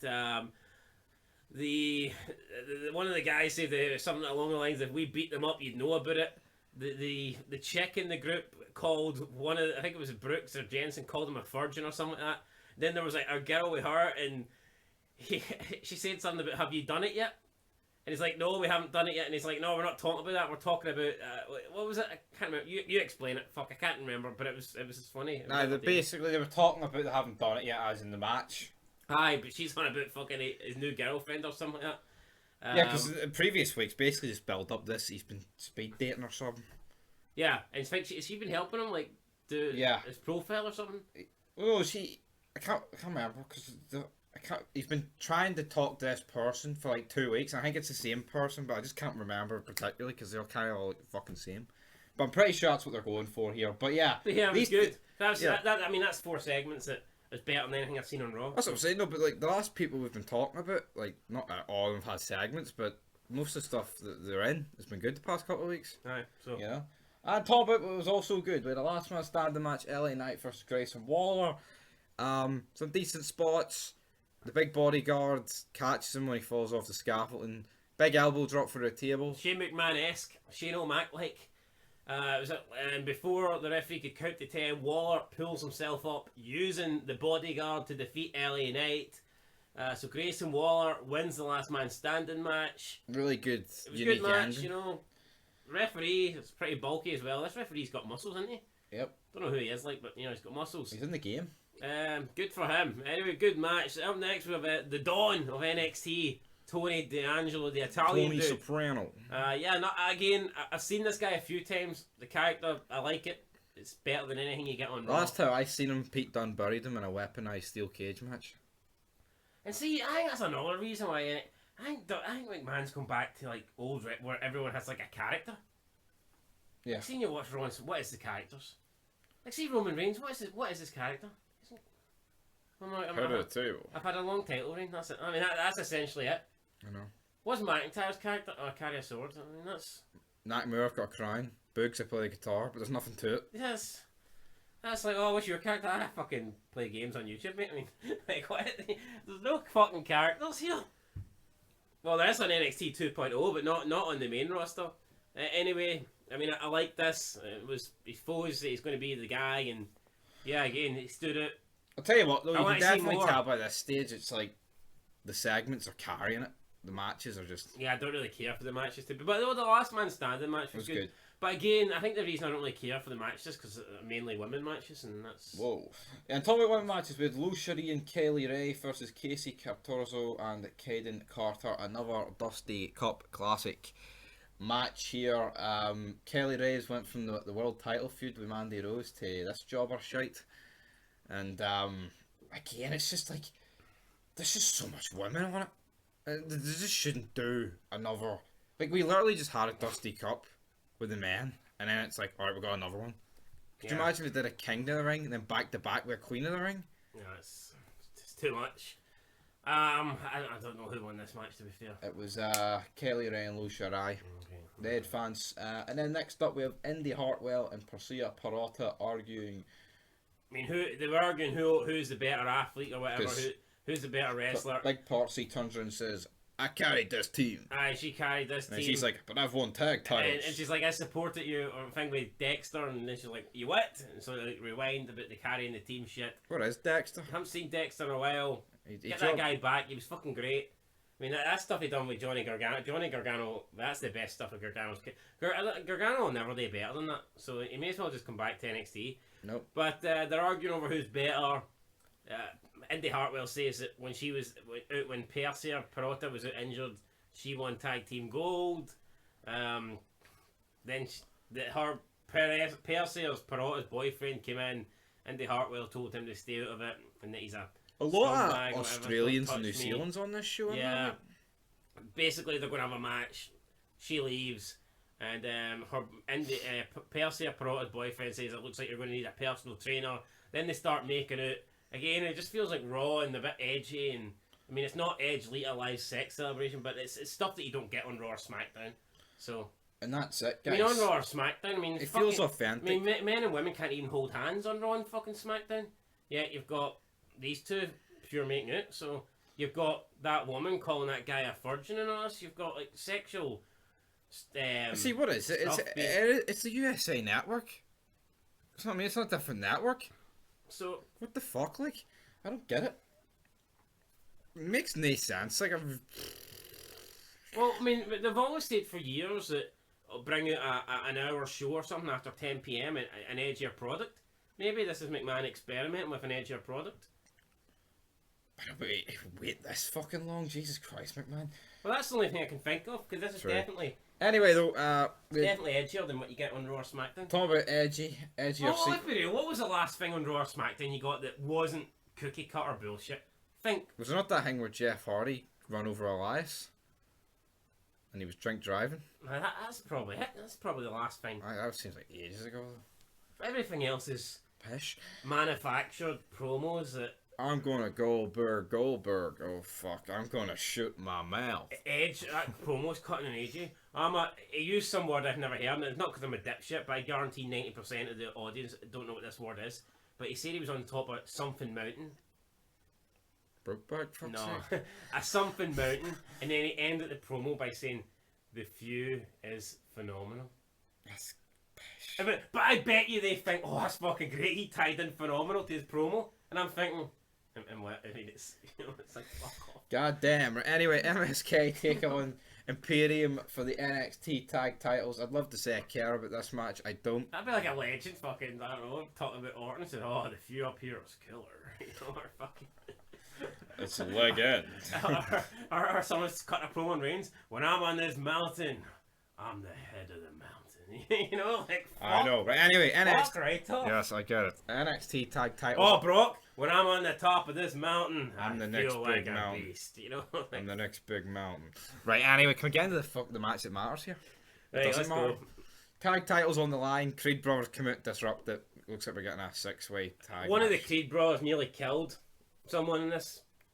Went for a German suplex from the outside of the apron to the inside the ring and fucking drops the guy. The guy had to like use his hands, or else he would have probably been. I mean, Madcap Moss thought he had it bad. This guy, I think, probably would have legit had a broken neck, like Sabu or something like that. But see, like the Creed brothers in this Imperium, it's just like a bunch of guys. I don't know the Creed brothers, but see, just looking at them, I don't think I'd like them. They come across as just we wrestle guys, and that's it.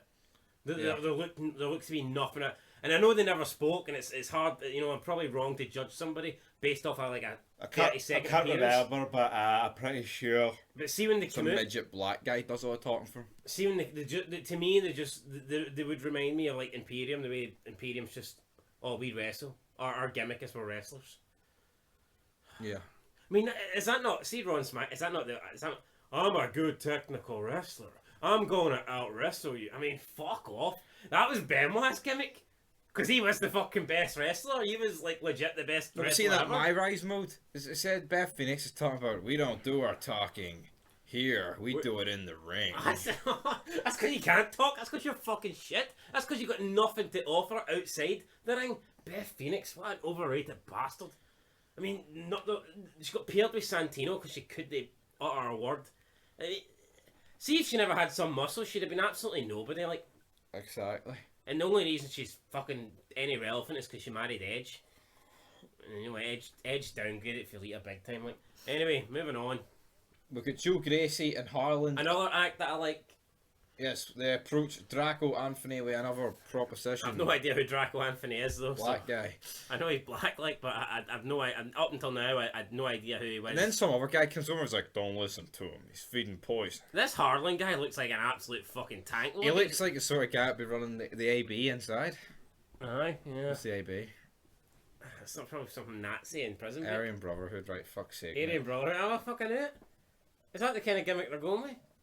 I feel like we could. No, but it was a couple of months ago. He carried some guy up the roof. No, but I feel. Throw him off, and he told him not to. I feel like we could get like a sort of racism vibe group in NXT. I think they would do. Whereas in Raw, see Raw Smack, you're never going to get anything. We, the racists. Yeah, that was the closest thing. Come on. That was about a million years ago. Anyway, I mean, this was alright. You know what?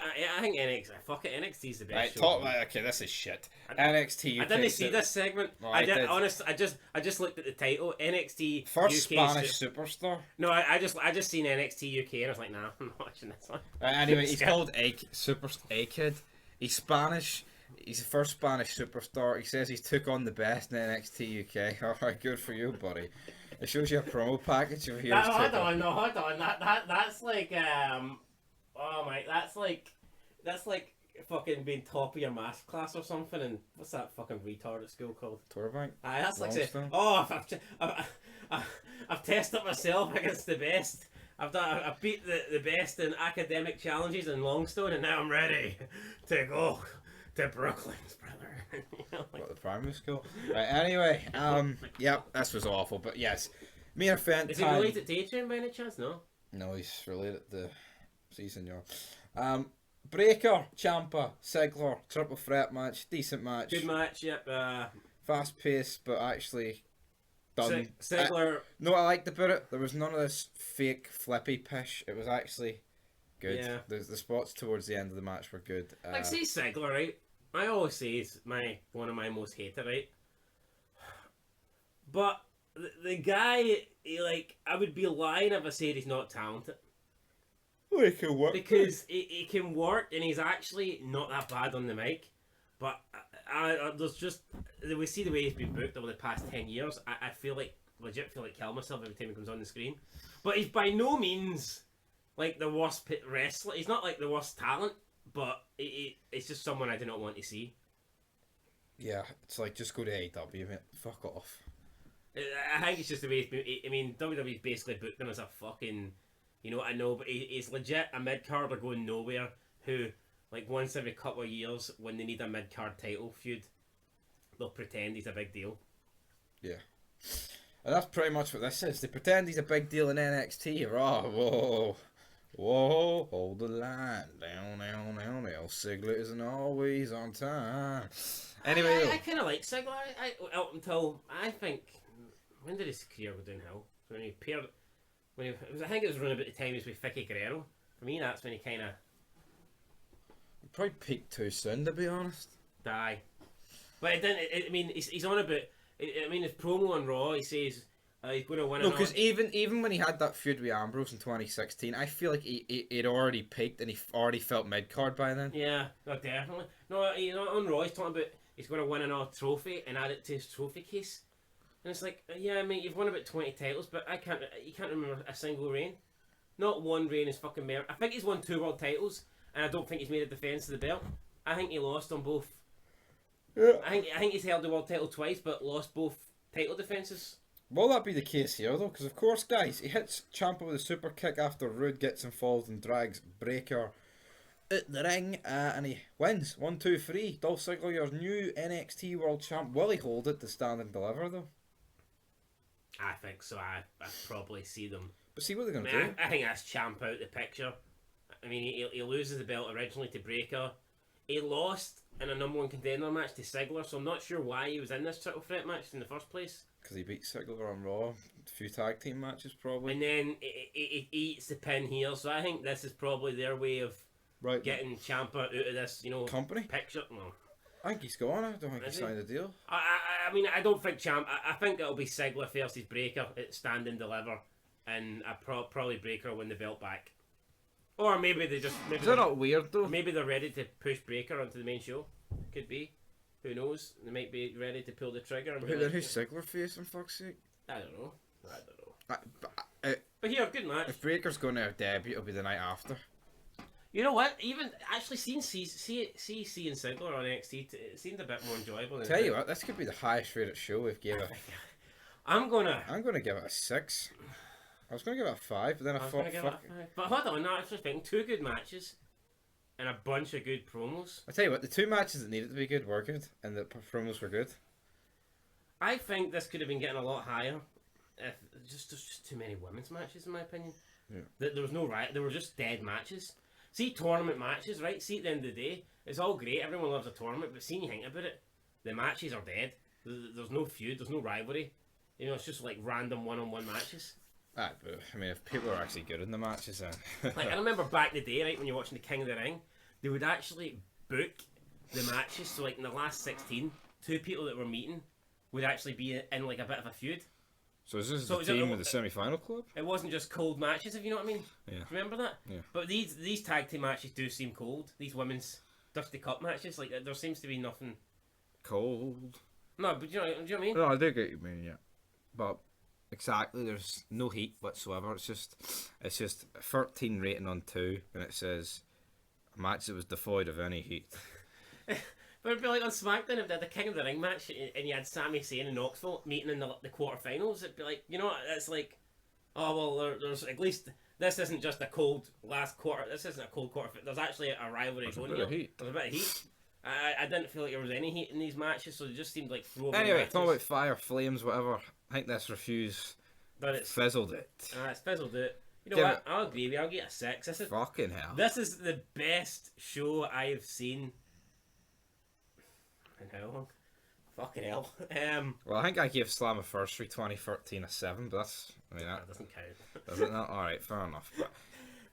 Best show of the year. We'll go with that. Woo! Will it be better than Mania? Probably.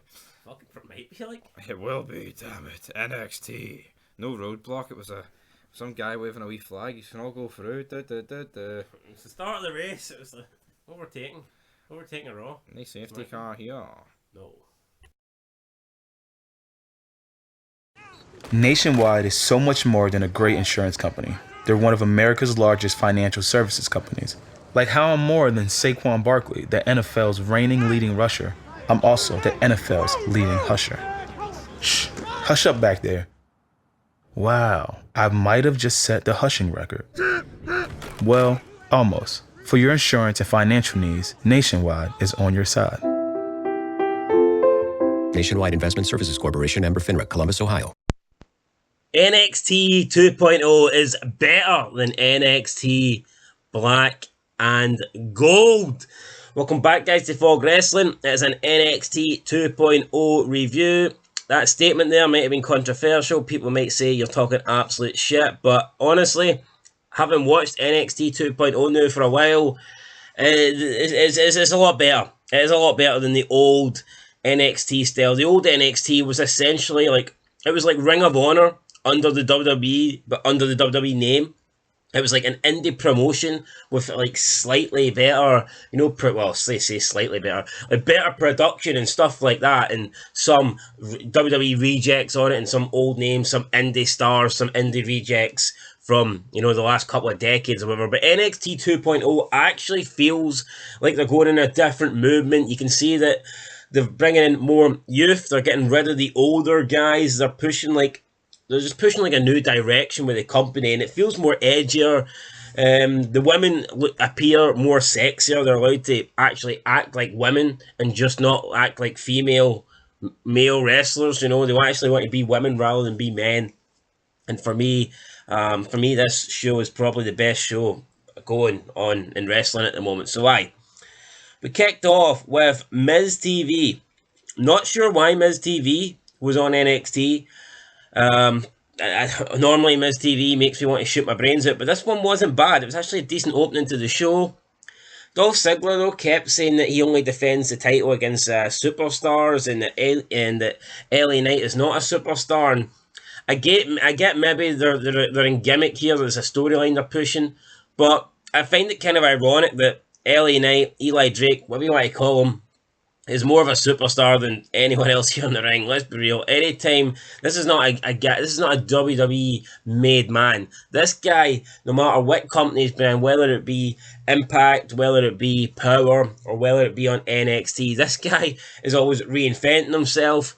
He's always appearing like a star. Whenever he was in Impact, you looked at Eli Drake, you probably thought, fuck, he's the man. No, he's the top dog. He's going to be the number one star. He's the number one asset. And it's the same way Power, and it's the same way NXT. When this guy goes, he stands out.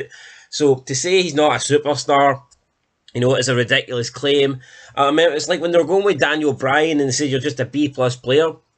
Now, the fact is, when they were going with that gimmick, when Stephanie McMahon and Triple H were saying to Bryan, you're just a B, the fact is, Bryan wasn't an A+ player. They were telling the truth, but on this occasion, Dolph Ziggler isn't telling the truth because LA Knight is a star, and he corrected Ziggler. He says, yeah, you're right, I'm not a superstar, I'm a mega star. And then they booked a match for today. It's going to be, I said they booked a match, the Miz booked a match, so I'm not quite sure whether Miz was I mean, 1 minute he's a talk show host, and the next minute he's a GM, and he gets to book world title matches. Does it make sense? Not really, but was it okay? It was alright, it was decent enough. Up next with Cameron Grimes versus Santos Escobar, #1 contender for the North American title. Santos Escobar wins. Yeah, I wasn't too keen on this. I mean, it is what it is. Then with a promo, Kaylee Ray and Io Shirai. I get to take it, they're teaming up to take on Toxic Attraction. I think they're in the finals of the Dusty Tag Team Classics. You know, it was Io Shirai with broken English and Kaylee Ray, and the Scottish accent sounds fucking terrible. So, aye, it was awful. It was awful. Then we had Toxic Attraction. Well, no, yeah, so Toxic Attraction were looking for their belts. So Cora Jade stole all 3 belts of Toxic Attraction, the women's tag titles and the women's championship. Toxic Attraction went looking for them, came across Wendy Chu and Dakota Kai. They basically said, you should be thanking us because we took out Raquel Gonzalez. Wendy Chu and Dakota Kai says, we didn't need you to, blah, blah, blah. Toxic Attraction split up, they go to look for the belts. Wendy Chu says something along the lines of Toxic Attraction are pretty weird, but hot.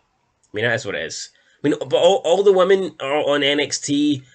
They're allowed to be hot. They're allowed to come across as hot. They're almost allowed to act sexy in a way. You don't get that in WWE. You don't get that on the main brand.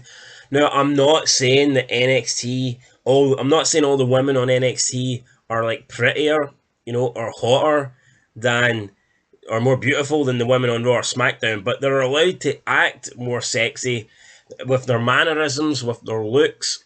So for that reason, you know, they're going to be hotter. It's like, there's some women in WWE Raw and SmackDown that, you know, you would consider more beautiful than in the Ruthless Aggression era or the Attitude era. But back then, the women were actually allowed, they were more appealing because they were allowed to be hot. They were allowed to have bra and panty matches. They were allowed to have swimsuit competitions. Guys, fucking can barely speak here. I need a drink, but I'm trying to get through this review.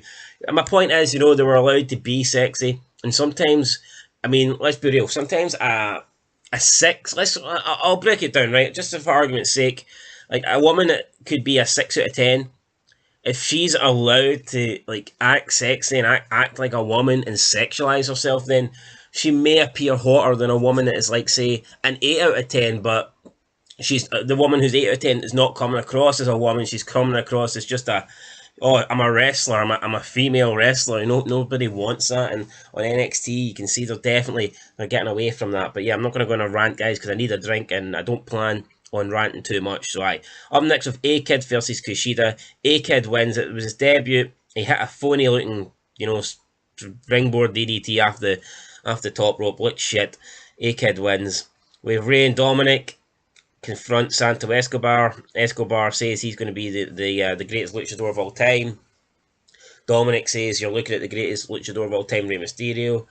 And then I think they said Santos Escobar is going to be the future greatest, and then Rey said, no, you're looking at my son's the future greatest. So, I mean, it is what it is. Dominic says he wants a match. Dominic says he didn't come here to talk. He wants to fight. He didn't come here to talk because he can't talk. So, that's it. Sets up a match between Dominic Mysterio. Yawning, guys, tired. I know it's unprofessional, but fuck, trying to get through this review. So, Dominic Mysterio sets up a match with one of Santos Escobar's minions, and we'll get that later on tonight.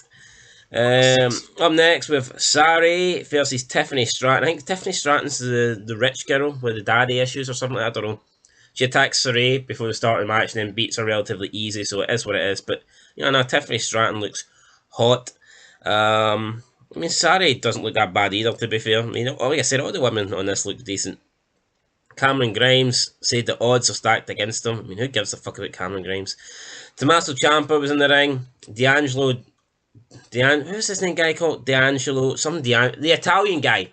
The Italian guy says he could have attacked Ciampa from behind, but he wants to build his NXT legacy or whatever. He wants to face Ciampa at Stand and Deliver. Ciampa accepts.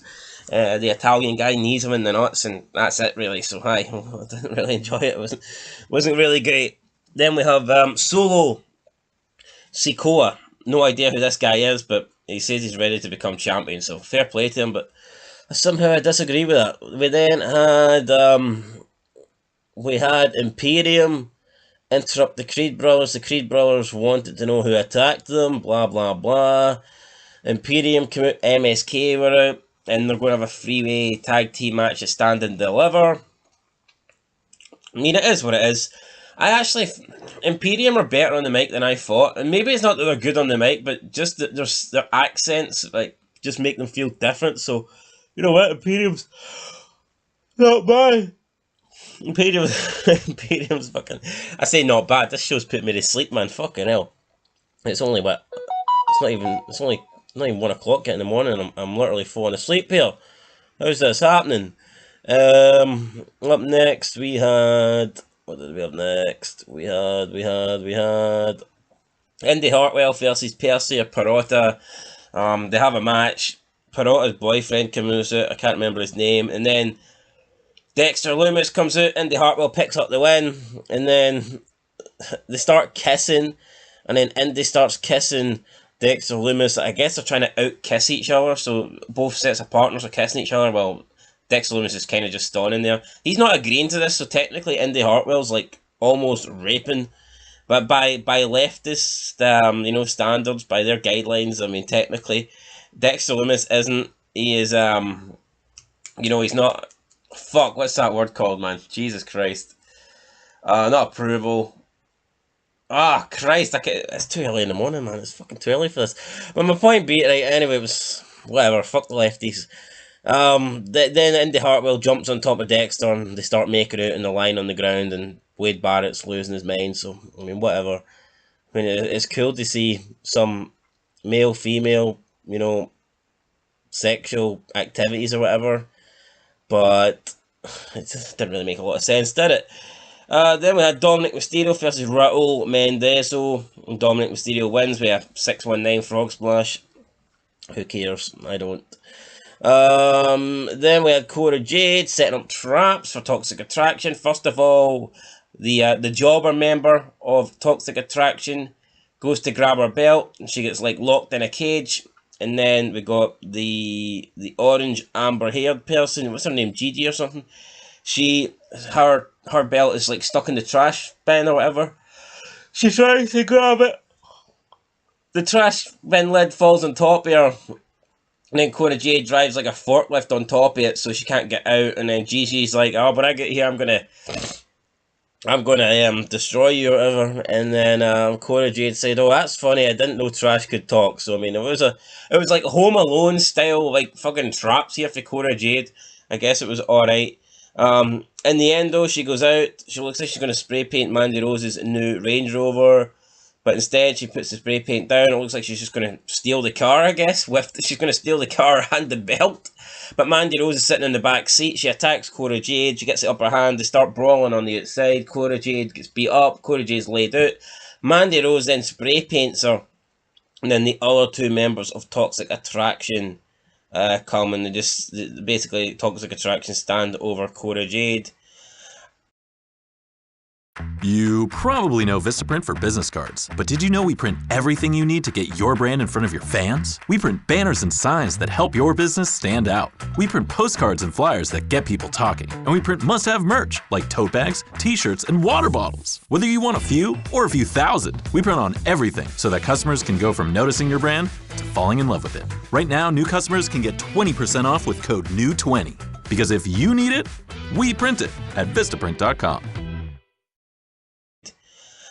I didn't think this made it much sense, if I'm being completely honest. Cora Jade goes around, she takes out the two tag team members of Toxic Attraction with traps, and I felt like the reason she was like trapping them was so she could get Mandy Rose all to herself.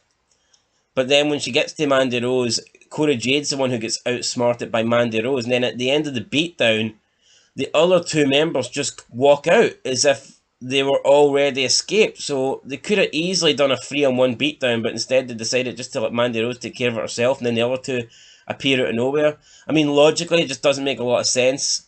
It would have made more sense with like Mandy Rose being confronted by Cora Jade or something, and our other two, our backup is gone, our backup's been locked up in traps, but I don't know. I mean, Cora Jade, you know, she gets 2 out of the 3, but then Mandy Rose outsmarts her. It was like, maybe that, I don't know. I mean, it was different. I mean, it was kind of cool to see all these segments like backstage and that, and doing something different. That's what I like about NXT 2.0, because you seem to, they take you away from the ring and the ringside more often. But I don't think, I think this could have been booked a wee bit better, but it is what it is. It was alright. And then main event time, Ziggler versus LA Knight. Good match. LA Knight had Ziggler beaten. Rude puts Ziggler's foot on the rope. Then they continue. Ziggler hits a super kick out of nowhere, pins LA Knight, and LA Knight's just beaten like that. Pretty much looks like an afterthought, because then Braun Breaker comes out and challenges Ziggler to a match at Stand and Deliver for the NXT title. Braun Breaker drops Robert Roode with a punch, and then Ziggler accepts, and that's it. Your main event, Stand and Deliver, is going to be Dolph Ziggler versus Braun Breaker. And that's it, guys, for your NXT show this week. Was it as good as last week's? Definitely not. But was it bad? No, it wasn't. Was it the best show this week? Probably will be, to be fair. It was better than Raw. I mean, let's be real. Fucking going to the dentist and getting all your teeth removed is better than Raw. So, aye. I'll give this NXT 2.0, I'm going to give it a 3 out of 10. 3 out of 10, guys. That's my rating. Let me know what you think down below. I'll catch you later. Gonna go and get a nap now because I'm fucking wrecked. Till next time. Peace. Stand and Deliver is only 2 weeks away, but it's time to find out if this episode of NXT 2.0 did this episode stand and deliver. Welcome back, guys, to Fog Wrestling for your review. The 22nd, Tuesday, March 2022. Lots of 2s in there. We're on the road to Stand and Deliver. It's WrestleMania season. This is when wrestling is supposed to be at its best. Was wrestling at its best tonight? Let's see. We kick off with Solo Sikoa versus Roderick Strong. I have never been a fan of Roderick Strong. I think he's just purely there because he's, you know, he's a ring general. You know, he's a boring bastard that can have matches, right? That's essentially what Roderick Strong is. And he loses to Solo Sikoa. Sikoa there hits a big splash off the top rope. You can tell this guy definitely looks Samoan. I don't know if he's from the same like tribe or family as the Usos and Reigns or whatever, but I mean, if he is, then why not maybe add someone else to the bloodline? Why not make the Freeway, you know, faction? Why not make it bigger? Why not transform it into a whole stable, like a big Samoan stable? Because this Solo Sikoa guy actually has a decent look to him, and he's pretty good in the ring. So, you know, it is what it is. He picks up a win over Roderick Strong. A decent way to start the show, I guess. Who cares? Then we have Indy Hartwell and Persia Pirotta arguing backstage over whose man is the hottest and, you know, whose man's better in the ring and all this. Persia Pirotta says her man can get the job done in the ring and outside the ring.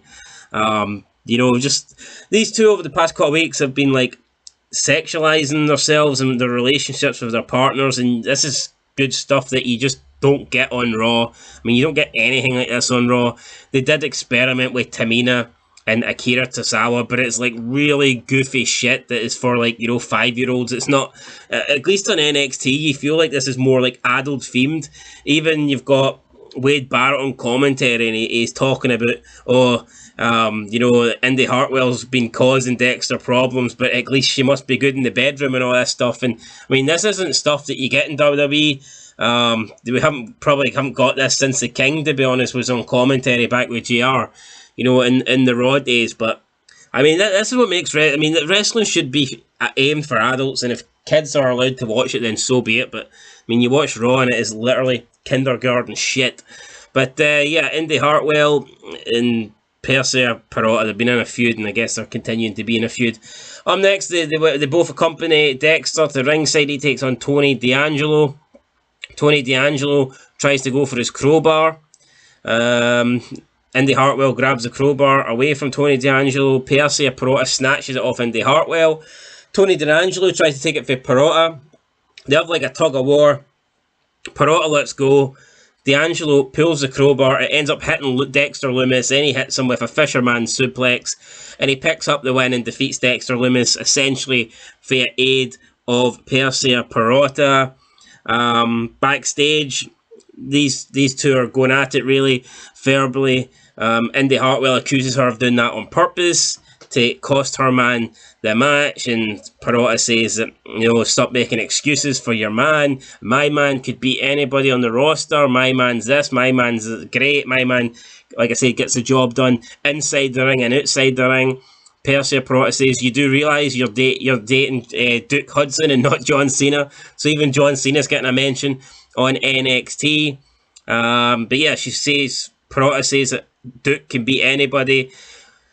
Loomis starts painting a picture, and it takes him 10 seconds, and he's drew this big massive picture of Gunther, and then he shows it to Peralta, and Peralta's like, oh yeah, Duke can beat him, no problem. And then Duke reluctantly accepts a match with Gunther later tonight. Then we had also after the Tonio D'Angelo Loomis match, Tonio D'Angelo was calling out Ciampa. Ciampa came out from behind, hit his finisher, facebuster finisher, and says that Ciampa will decide when his last day on NXT is up or whatever. So I think D'Angelo was kind of pushing for Ciampa to retire, but Ciampa says that he'll retire on his own and that he'll see him at Stand and Deliver. Up next with Fallon Henley versus Elektra Lopez. Elektra Lopez wins. Not really a lot to say, you know, short match, both women pretty hot. It is what it is, you know. Elektra Lopez wins with a pump handle slam into a powerbomb. Don't know what she calls it, but it's a decent looking finish. Then we had Joey Gacy on, I don't know if it was a Zoom call or a video or whatever, but he was trying to get Draco Anthony to join his cult.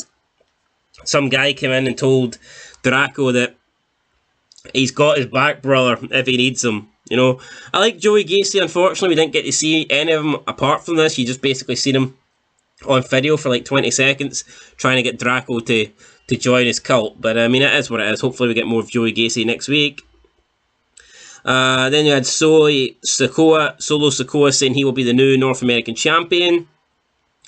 Then we go to Chase University. We've got Bodie Hayward. He is reading his essay, and he's talking about how he showed courage to turn up with a black eye after getting beat up. Someone in the audience puts a hand up, gets to ask a question, and Bodie Hayward goes, "Really, you going to interrupt me when I'm doing my fucking essay?" And he starts swearing at the guy, berating the guy, and Andrew Chase is like, "Wow, Bodie, what made you come over like this?" You know, he's wondering why Bodie's acting like this, using this kind of language. Who taught you to do this? And then Bodie Hayward says, "Well, actually, sir, you did." And then Chase seems a bit, confused. And then he says, "You know what? That's the nicest thing anyone's ever said." And then Chase starts swearing at the guy that had his hand up, and he's like, "You shut the fuck up and you let Bodie finish." And it was funny. So yeah, I don't know why we can get good shit on NXT, but we can't get nothing on Raw or SmackDown. Makes no sense to me. Then we had A-Kid versus Grayson Waller, qualifier for the North American ladder match. Grayson Waller wins. After the match, the North American champion, forgive me, I don't know his name, tells A-Kid that he's going to give him a chance. The three losers in the qualifying matches tonight will compete next week in a triple threat match. Winner gets added to the match. He says, "You might be a kid, but you'll never be a champion." And then the other guy says, "And tonight I'm going to, do a mother." And then A-Kid attacks him and leaves the ring. So, yeah, I mean, it is what it is. Up next, we had the Creed Brothers versus GYV. I have no idea who GYV are. The Creed Brothers win, and the Creed Brothers are probably my least favourite thing on NXT 2.0. There's just nothing about them. They're just two guys that wrestle, pretty much have zero character, not a lot of personality. You know, they've got a black manager, I guess, because they can't speak, so they need someone to do the speaking for them. But yeah, no, I'm not a big fan of the Creed Brothers, and yeah, I mean, probably are my least favourite thing on NXT 2.0. But they picked up the win tonight. And then it cut to a backstage video feed where there was someone trashing their locker room and says, "Since you can't find us, we'll find you." So the Creed Brothers were attacked last week. We don't know who their attackers are, but I guess maybe we'll find out at Stand and Deliver. Is it going to be a new tag team? I'm going to assume that it's someone debuting in WWE. Who could that be? I honestly don't really know. There's talk of the Briscoe brothers leaving Ring of Honor. People thought they were going to go to AEW. Maybe they're going to NXT, but I don't see it, to be honest, because I think McMahon's trying to push a younger, he's trying to go in a younger direction. NXT is trying to filter out all the older guys, and you can see they are pushing the youth. So I don't see them signing, two fucking old guys that are 40 now, and who cares about the Briscoe? Fucking indie bums at best. But anyway, I guess we'll find out soon who is behind these attacks on the Creed brothers. Then we had Braun Breaker versus Robert Roode. Straight up, I think Robert Roode's entire WWE run has been terrible. Albeit I did not watch his original run in NXT when it was the Black and Gold brand. I didn't see it. But ever since he's been called up to the main roster, it's been garbage. It fucking has. I think he's held like the United States title as well. But I mean, that was such a lackluster run. I can't even remember it. There's been nothing good about Robert Roode's WWE run. Now, people will overrate the guy because of his entrance theme. And his entrance theme, in my opinion, sucks. Glorious. And everybody thinks they're great and I've even seen like non-wrestling fans, they'll like have that intro for the start of like their YouTube channel and stuff like this. Shout out to CJ Novo 992, Lefty Bastard, Overrated Bastard, guy that talks about football but he puts in the Robert Roode intro because he thinks he's mad. I mean, not really. It's not a good theme, but everyone seems to love Robert Roode because of his theme. I mean, if someone's got a good theme, just say they've got a good theme, but that isn't going to give me a reason to like the person. I mean, I remember hearing Alex Riley's theme back in the day, and I thought, that's a pretty good theme song, but Alex Riley fucking sucked. So, and it wasn't because Cena held him down, the guy just wasn't any good. Let's face the facts. But yeah, Braun Breaker beats Robert Roode. Then after the match, he's walking up the ramp, and Dolph Ziggler surprises him with a super kick. Says he'll see him at Stand and Deliver. Says that Braun Breaker isn't on his level and that the only time he will drop the NXT title is when he wants to. And what level is Dolph Ziggler on? Seriously, mid-card mediocrity? Like what level? I mean, this guy has been doing absolutely nothing. Dolph Ziggler, he's a lower mid-card guy at best. That WWE, every couple of years, they'll decide that they want to try and give him a little push to put him in a title match. Then he's been teaming with Robert Roode, the Dirty Dogs, woeful tag team that nobody cares about. Yeah, I mean, Dolph Ziggler. I mean, I really hope that I didn't think I would be this infested in NXT, but I really hope that Braun Breaker beats Dolph Ziggler at Stand and Deliver. And he has to, in my opinion. Has to. Up next, we have Duke Hudson versus Gunther. Gunther picks up the win. Is what it is. Yeah, so Gunther wins. Fucking. Who cares? And after the match, Gunther says he's sick of being overlooked while others get title shots because of their mouth. He calls out Eli Drake. Eli Drake goes to talk. He says, "No, you shut up. I talk, you listen." I know that doesn't sound like Gunther, but fuck it. We'll go with it anyway. He says that Eli Drake, no, it's not Eli, it's LA Knight. Why am I calling him Eli? LA Knight. He says that LA Knight, his mouth talks him into championship fights that his talent can't win him. And he says that LA Knight is what's wrong with the current wrestling. I mean, I disagree. I mean, what's wrong with current wrestling is boring bastards like Gunther that has absolutely nothing apart from his in-ring ability. And this guy's lost a lot of weight, yet he's still a flabby mess. I mean, I don't know if he was told to lose weight, but he's lost weight, but his physique hasn't got any better. He's just lost weight, and he's still flabby as ever. So, I mean, Gunther, at least put a bit of muscle on. It's weird because they cut a promo about how Americans are fat and all this stuff. Yeah, I mean, look at the state of this guy. Come on. I've seen fucking more muscles on the beach. Then Gunther goes to talk more. Eli Drake shuts him up, and Eli Drake says, "Well, I was going to try and book a match for Stand and Deliver with my mouth, but instead I'll use my fist." LA Knight hits Gunther.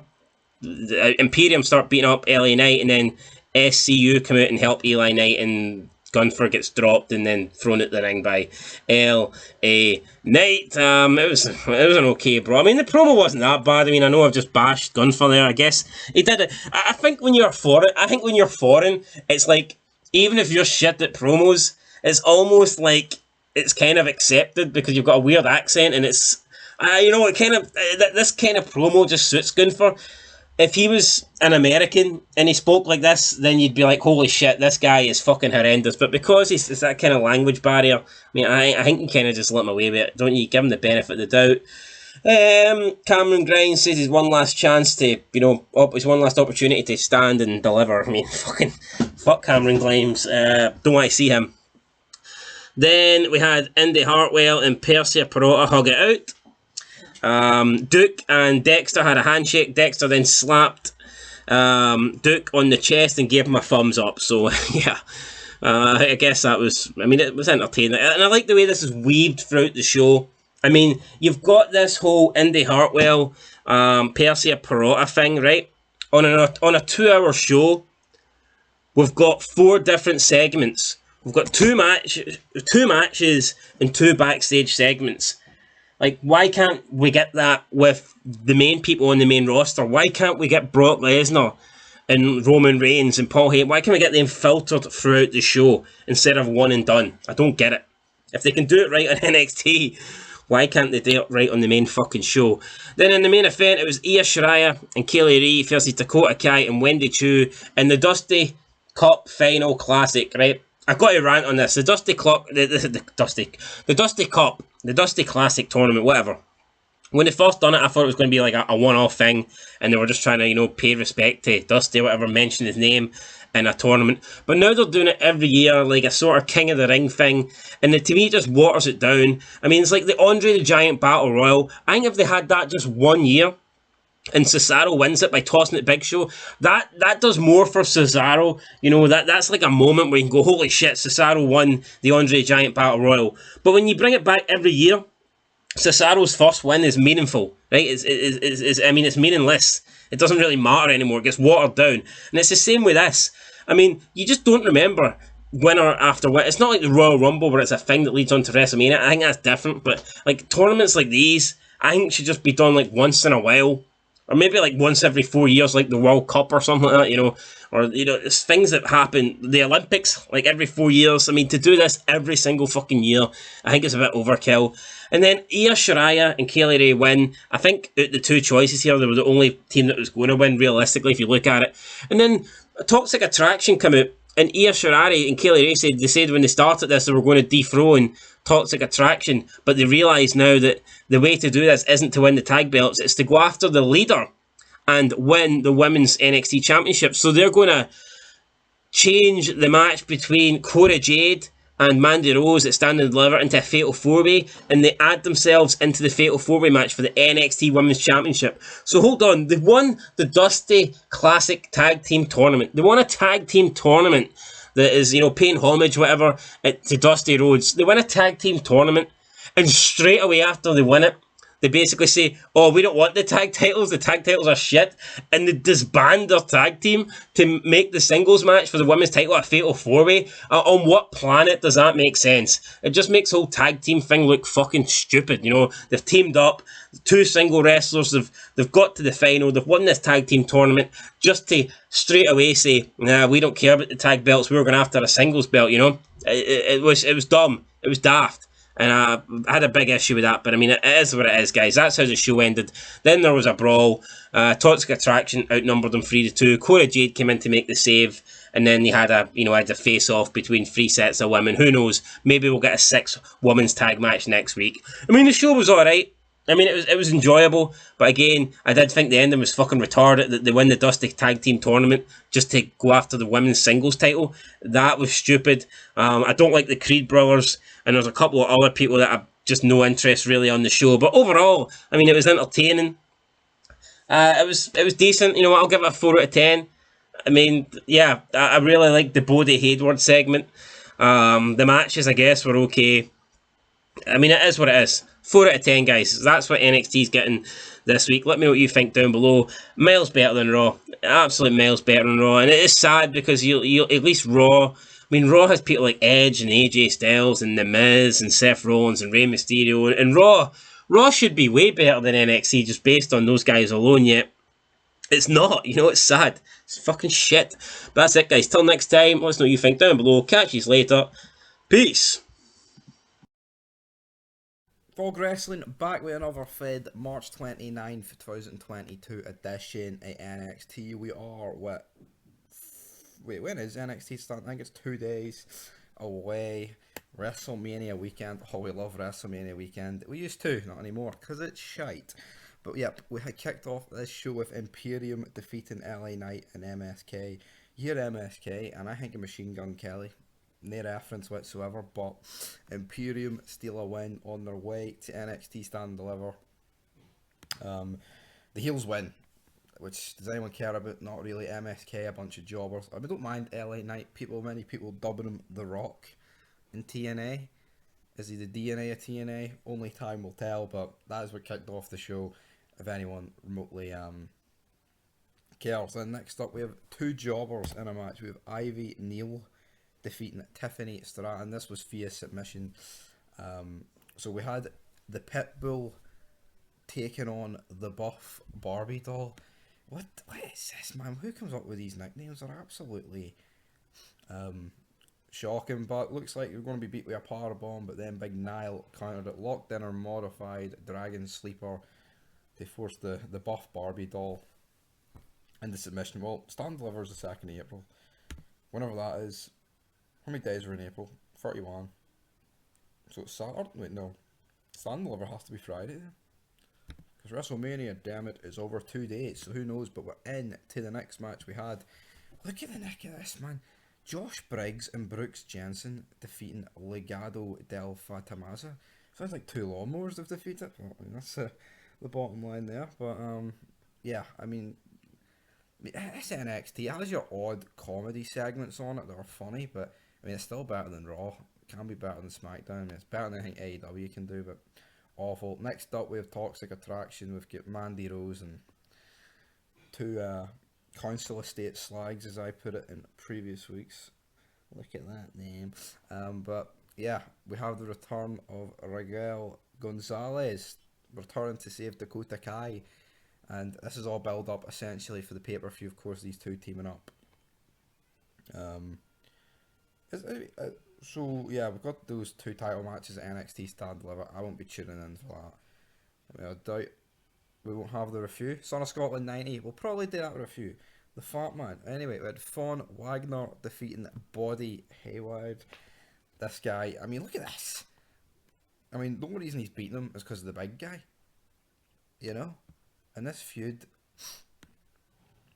is just, I'll say not this feud, I've got this match mixed up, but Von Wagner defeats him. But look at this, man, it's just matches in this NXT. And this is the go-home show, like the biggest show of the year. You probably expect more, you know. We then had Joe Gacy defeating Draco Anthony.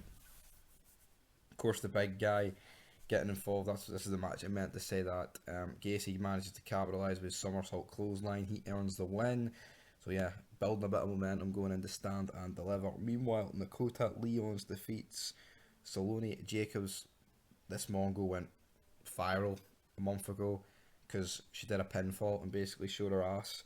If anyone cares about it, but there we go. And then Cameron Grimes. Oh, listen to these names, man. Defeated A-Kid and Roderick Strong in a triple threat main event. And that is just your matches, you know. Of course, we had other stuff on the show, but like segments and shit. We had Braun Breaker, Ziggler, all that good stuff. But I thought this was weak. Raw was shit. No ways about it. Didn't expect Raw to be better than this pish. And I said they were both equally bad. I gave Raw a 0. I had to review that Son of Scotland 90 sitting nowhere. I mean, I'm having to review this. Absolute garbage, but yeah, in terms of the rate this out of 10, the clips were brutal, and I don't know, I'd give it out of 10. Would you give it out of 10, Amy? I'd give it a solid 6 out of 10. Jesus, you need shot then. Okay. I'm giving it a 0. Oh, really? Yeah, it was awful. I think you should agree with me on that. Yeah, I agree, actually. You didn't help me watch any of the clips, you just went ahead and gain a 6, but alright, Amy. But anyway, I'll do it for Fog Football. Let's get it. It averages out at 3. There you go then. Because you gave it a 6 and I'm giving it a 0. Yeah. Anyway, guys, it's a 0. She didn't watch it. I did. Maybe if you want to watch wrestling in the future, you can. Even though all the current shit is awful. Okay. I'd like to show you an old pay-per-view and watch it. Yeah, definitely. Would you like to do that one day? She would. But until next time, peace. That's it for Folk Wrestling. WrestleMania weekend come up. The Fids are coming thick and fast. In the iconic words of Vincent Kennedy McMahon, welcome to WrestleMania! Post-show edition of NXT. Although technically that isn't true because NXT wasn't a part of WrestleMania. So we'll redo it. Welcome to Stand and Deliver. Post-show NXT. It is the first NXT since Stand and Deliver.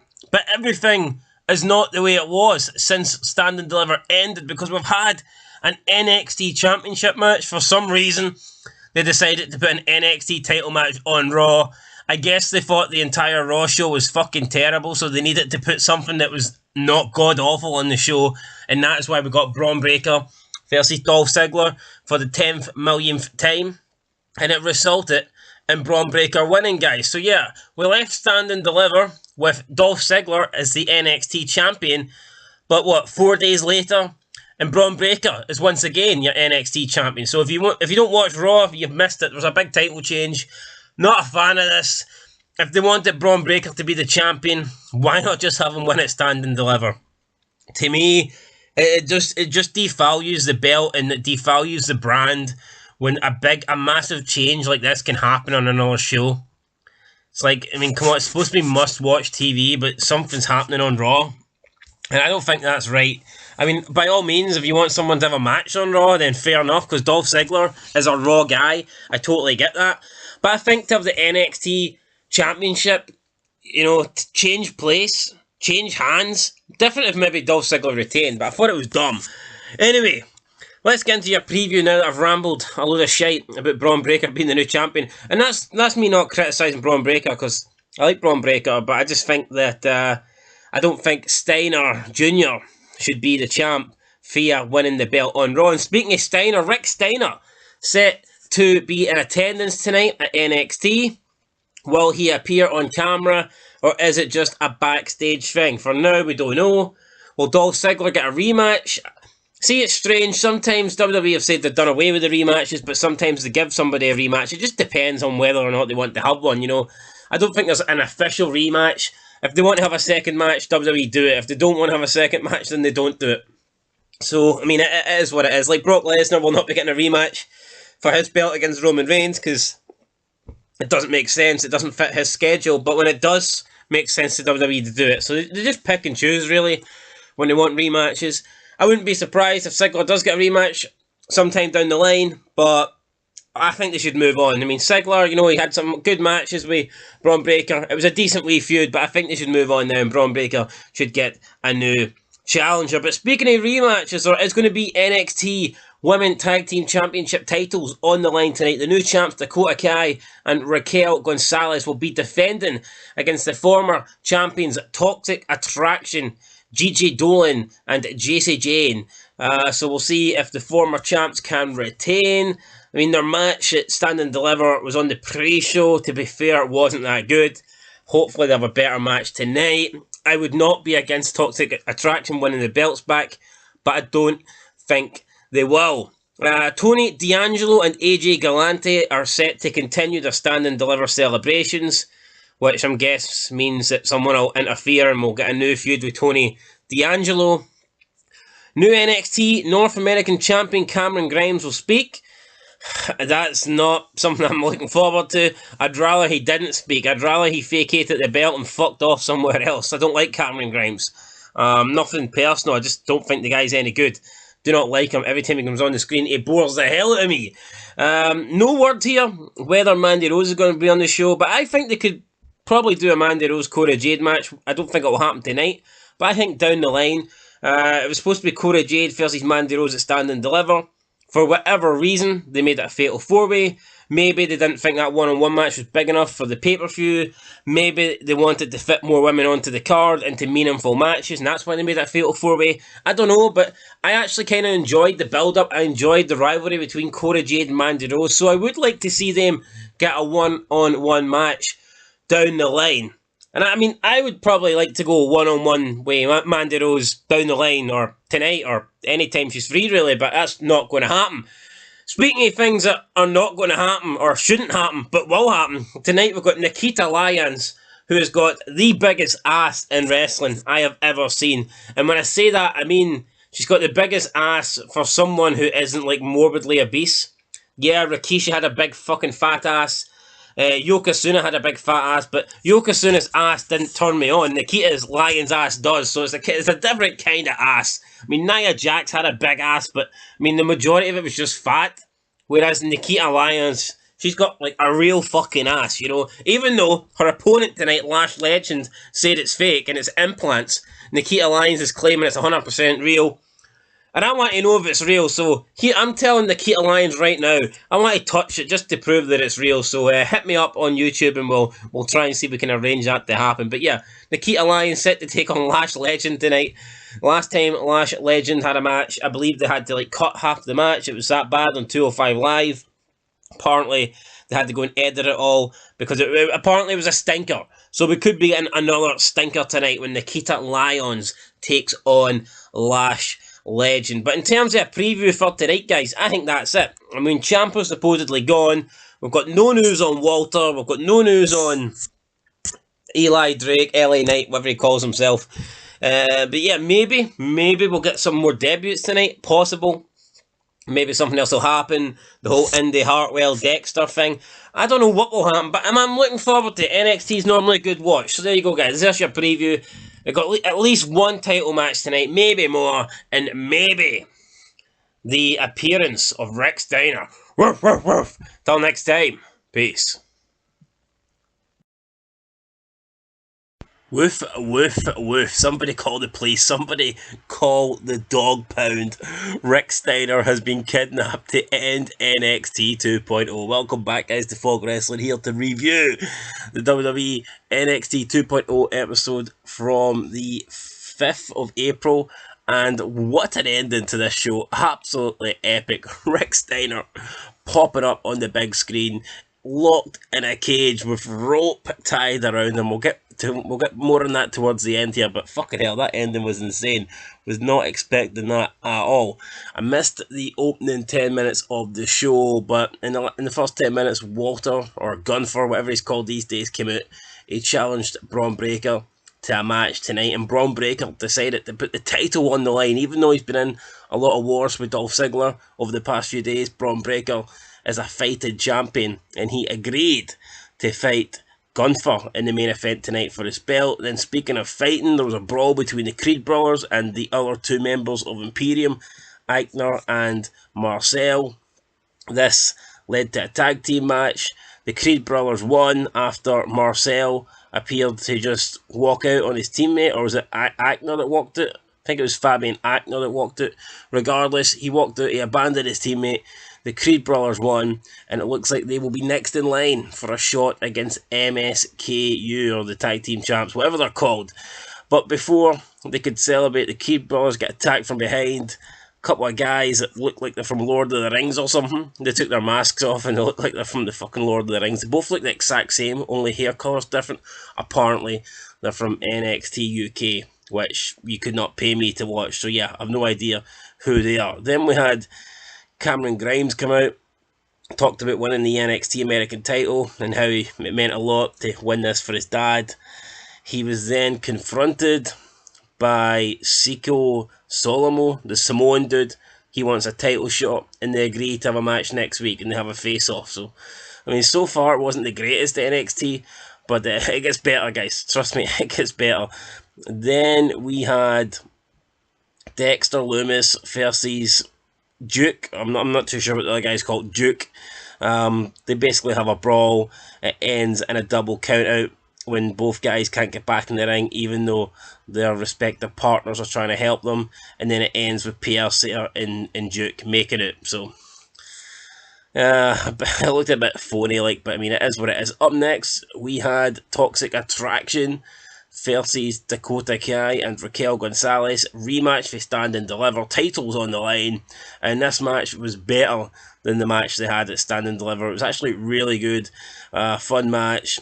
interference. You had Wendy Choo came out, but before she could get involved, Mandy Rose comes from behind, throws her into the ring apron, then slings her into the steel steps, takes care of her. Raquel Gonzalez was selling an injury throughout the whole match. Toxic Attraction worked on the leg. They hit their double team maneuver, and they managed to defeat Raquel Gonzalez to become tag team champions for the second time. We then went to see him backstage. Dakota Kai was extremely pissed off. She was smashing shit up and said that Mandy Rose is not safe. It then got announced later that she would be facing Mandy Rose next week for the Women's Championship. So I think they announced 3 title matches for next week. Tag titles, Women's title, and NXT North American title. So a shitload of title matches. We had 2 title matches this week, and it looks like we're getting 3 next week. So lots of title matches here on NXT. Mandy and the other 2 members of Toxic Attraction, GJ and JC, or whatever her name is, celebrate it, and they left the arena with all the belts. Then we had Tony D'Angelo and AJ Galante come out, and he made him the official new Dawn of NXT. So basically, he's the new man, he's the new Mafia, he's the new head guy, he's the new boss. But we already knew that, so I thought this segment was a bit stupid. He basically had like an image on the Titantron that said D'Angelo was the new Dawn, and then D'Angelo was marking out as if something great had happened, and it was like, I mean, it was nothing special. But yeah, I mean, so then we move on, but D'Angelo is the new Dawn, and he put a ring on his finger. Thought he was going to fucking marry him for a second. Up next, we had big ass Nikita Lyons versus someone whose ass is also pretty big, Lash Legend. They had a really fun, entertaining segment a few weeks ago on Lash Legend's TV talk show. So now they were having a match tonight. Pretty competitive match, but Lash Legend lost to Nikita Lyons. Nikita Lyons again winning with her leg drop, ass drop maneuver, putting Lash Legend away, and Nikita Lyons remains undefeated on NXT. And yeah, no, it looks like things are going pretty well for her, but this match was solid, you know. 2 inexperienced, 2 bigger girls going at it, scrapping, and it was pretty fun. It was an exciting match. Then we go backstage. We have D'Angelo. It looks like he's leaving the arena. Santos Escobar comes with his crew, shakes his hand, and he says, "Do you want to know some advice? Being a boss, one boss from another boss?" D'Angelo's like, "Yeah, sure, give me the advice." And Santos Escobar tells him to stay out of his way. So I mean, it kind of gave you like Godfather vibes or Soprano vibes, which is cool. I mean, to me, this is 10 times better than, you know, vanilla midgets in trunks pretending to fight, pretending to wrestle. I would rather see, you know, this over that. For me, this is way better than the NXT Black and Gold. You've actually got characters. I mean, who cares? People are complaining that D'Angelo's playing a stupid gangster character. Well, that's better than playing a wrestler, playing a technical wrestler. Technical wrestlers, everybody's gimmick in the indie scenes. At least this guy is, you know, doing his own thing. He's got a character, personality. It's good, in my opinion. But anyway, yeah, it was a fun wee backstage segment. So I don't know, both of these are supposed to be heels. Maybe D'Angelo's going to be turning face soon. I mean, who knows? Could be a feud with Santos Escobar coming up next. But speaking next, it was main event time. It was Braun Breaker versus Gunther. Now, I was a bit surprised that they were having this match, because I thought maybe this would be a match for, like, saved for a pay-per-view, but it wasn't. And they actually had a legit match, and it was a solid main event as well. Braun Breaker was dominating in the early goings, then injured his arm. Gunther took over. Gunther was hitting Braun Breaker with every move in his arsenal. He hit him with a powerbomb, hit him with a big splash. He was hitting him with all sorts of chops, all sorts of suplexes, but he could not put Braun Breaker away. Braun Breaker continued to kick out time and time again. Gunther went to the top rope. He made a mistake. He jumped off, and Braun Breaker crashed through him in half with a spear. It was a Goldberg-esque spear. Then Braun Breaker lifted him up, gorilla press slam, and he picked up the 3 count. And to hit that move on someone the size of Gunther, really impressive. Braun Breaker wins the match, retains the NXT Championship, And you thought the show was going to go off there with him celebrating, but it pans to the Titantron, and it's like a face close-up of Rick Steiner, and Rick Steiner says, son, congratulations on your match.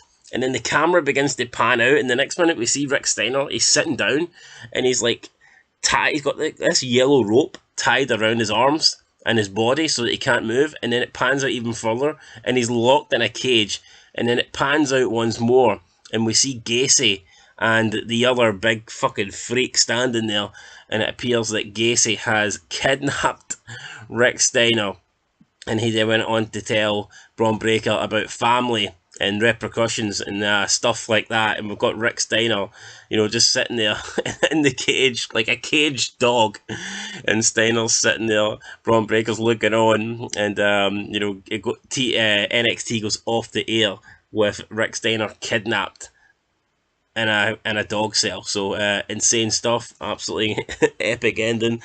Was not expecting that. I don't even think Braun Breaker was expecting that, but yeah, there you go, guys.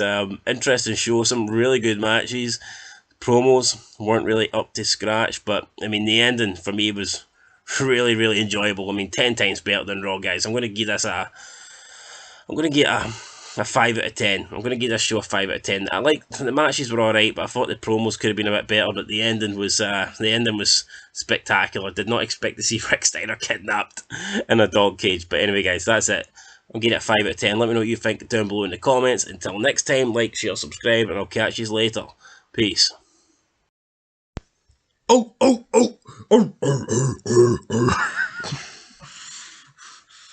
No. Or just keep it. Fuck, it looks a bit old. No, just keep it. We'll think of something.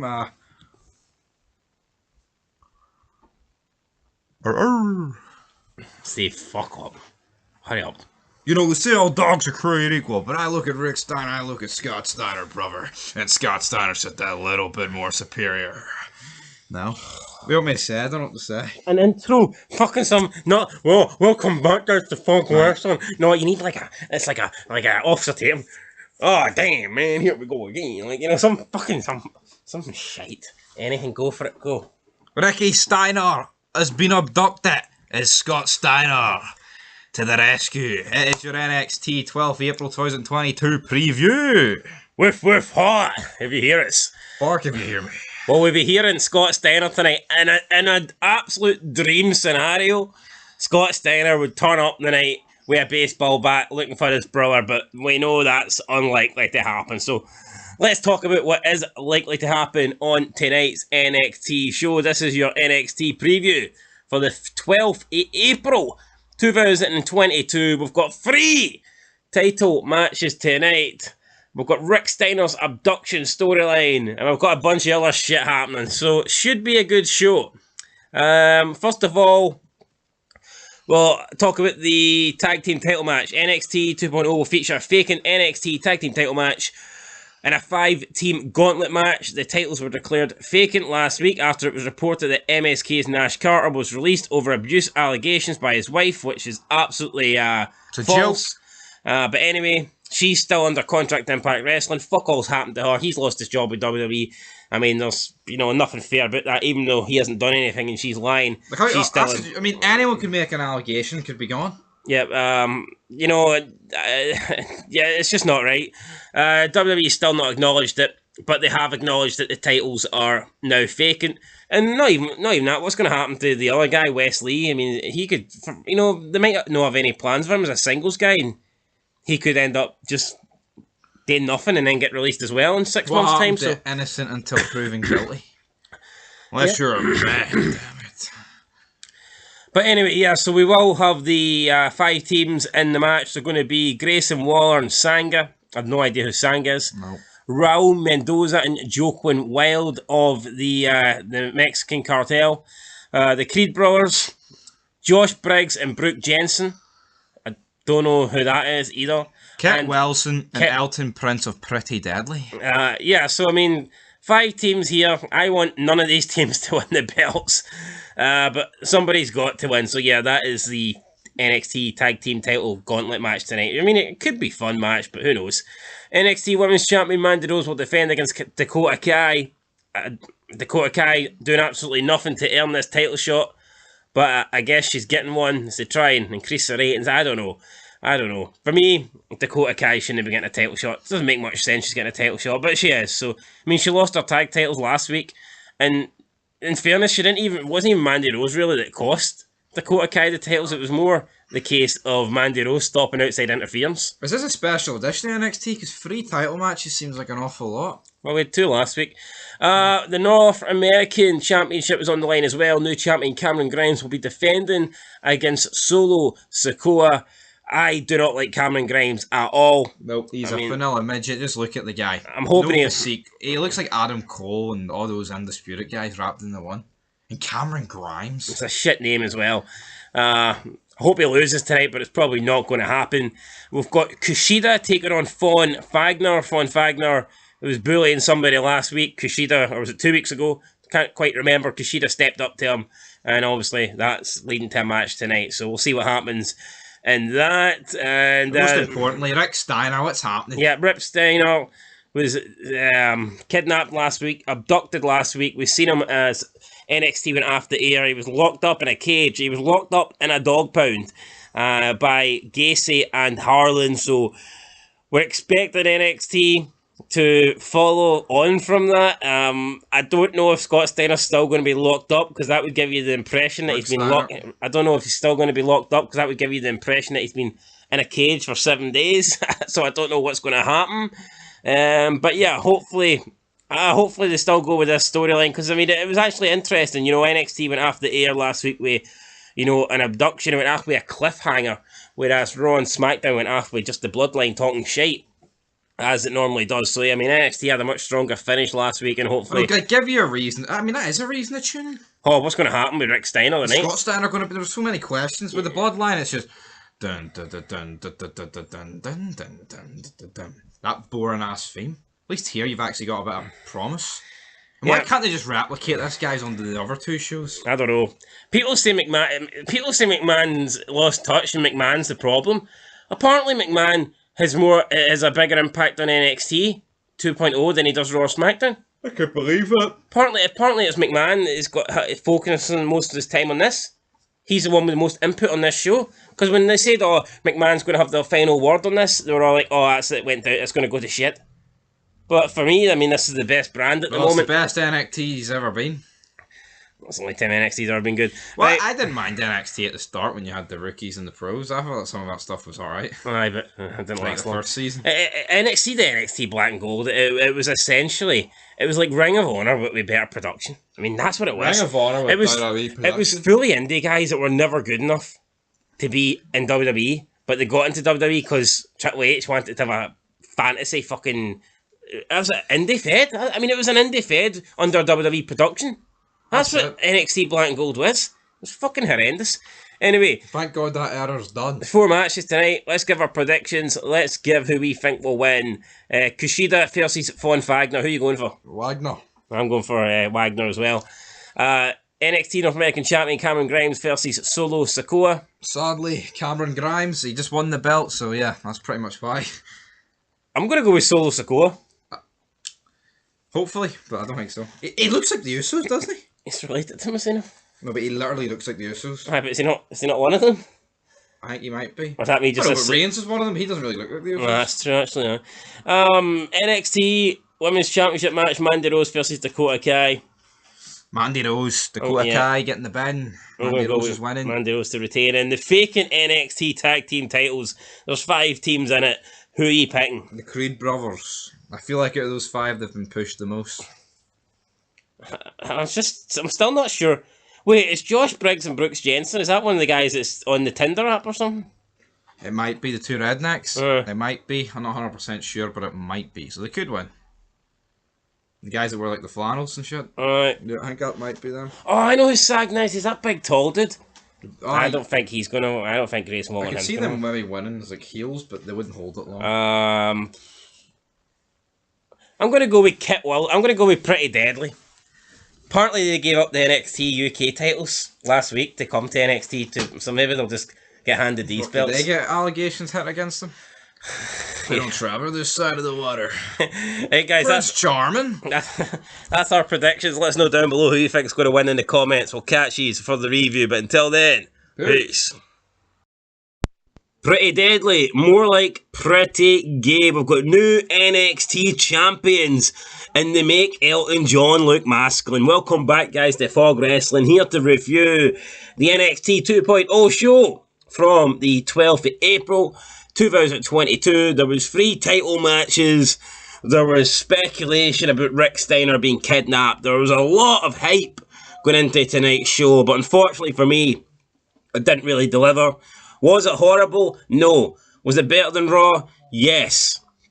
Was it as good as I was expecting it to be, though? Sadly, not. And we had an unfamiliar face show up that I did not want to see. And unfortunately, I think she's going to be sticking around now on NXT, but we'll get into that more when we get to that part of the show. However, we kick off with Cameron Grimes versus Solo Sikoa for the NXT North American title. Both men start the show in the ring. And for me, this is a no-go straight away. Red flag. Call it what you want. Surely we should be starting with Joe Gacy or Braun Breaker or something along those lines. Because last week we ended on a cliffhanger with Rick Steiner being kidnapped. He was locked in a cage. So that is how the show should start here. You know, we should get the aftermath of that. That was the, like I say, that was a cliffhanger. That was the focal point of last week's show. That is what we're tuning in here tonight to see. But instead, we kick off with a match that there's no rivalry between, there's no feud between, there's no heat, there's no animosity. It's just Cameron Grimes giving a guy who he respects a title shot. Is that really the way to start the show after it ended last week? I mean, the match wasn't bad, it was decent. In the end, there was interference for some two black guys. Not quite sure who they are. I probably know their names, but it's not up here on the screen. So Carmelo Hayes and Trick Williams, that's the two. They come out, cause a bit of a distraction. This allows Cameron Grimes to get the win, and then they beat both of them down. Grimes and Solo Sikoa both get beaten down after the match. I mean, it was a good match, but it certainly shouldn't start at the show, in my opinion.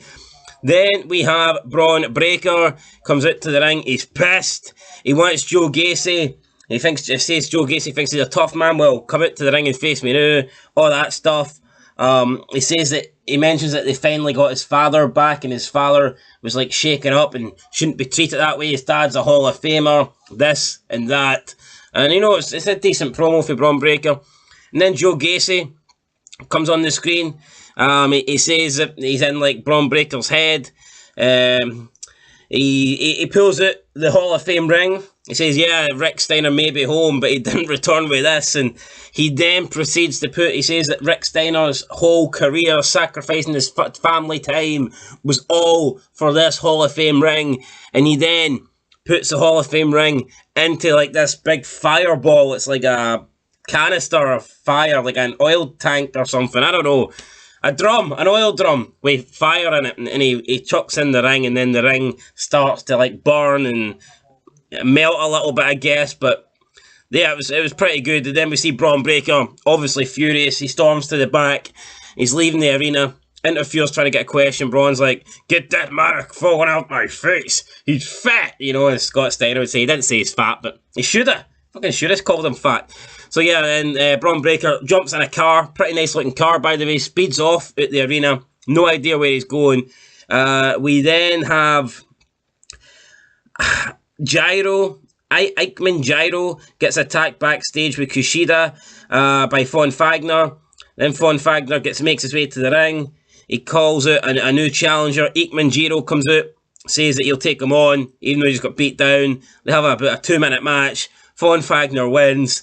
Von Fagner then grabs Gyro and tosses him into the ring. He tosses him into the ringside area onto a crowd of people because some hot blonde stood up and asked him to do it. So I'm not too sure who that was, but I mean it is what it is. It's alright. We then have a segment with Lash Legend. She's getting interviewed. Oh, not Lash Legend, sorry. We've got a segment with Nikita Lyons. She's been interviewed, said that she doesn't need to prove anything to Lash Legend. She needs to prove stuff to the WWE Universe. Then Lash Legend just runs in and is like, prove this, and boots her in the face, and Nikita Lyons flies over the chair. Then Last Legend leaves after making an impact. So yeah, it looks like this feud between these two is continuing. Then we head back to Joe Gacy. He's still in the woods. He's like, I don't know where he is, but there's this like weird purple light giving me like Edge Damian Priest vibes here, like shining on his face.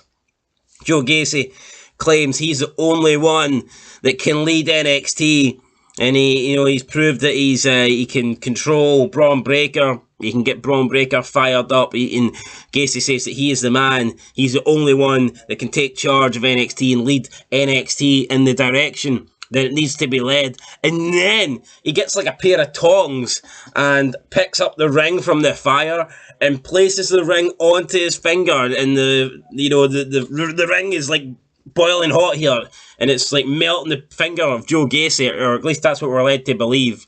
But then he clenches his fist and he's absorbing the pain and the heat of the ring. I mean, I guess it was pretty good, pretty sadistic, I guess. But it was alright. It was pretty decent up to this stage. I mean, the show wasn't that bad. But what was bad is we started off with a dead match when we should have started off with Joe Gacy, Braun Breaker.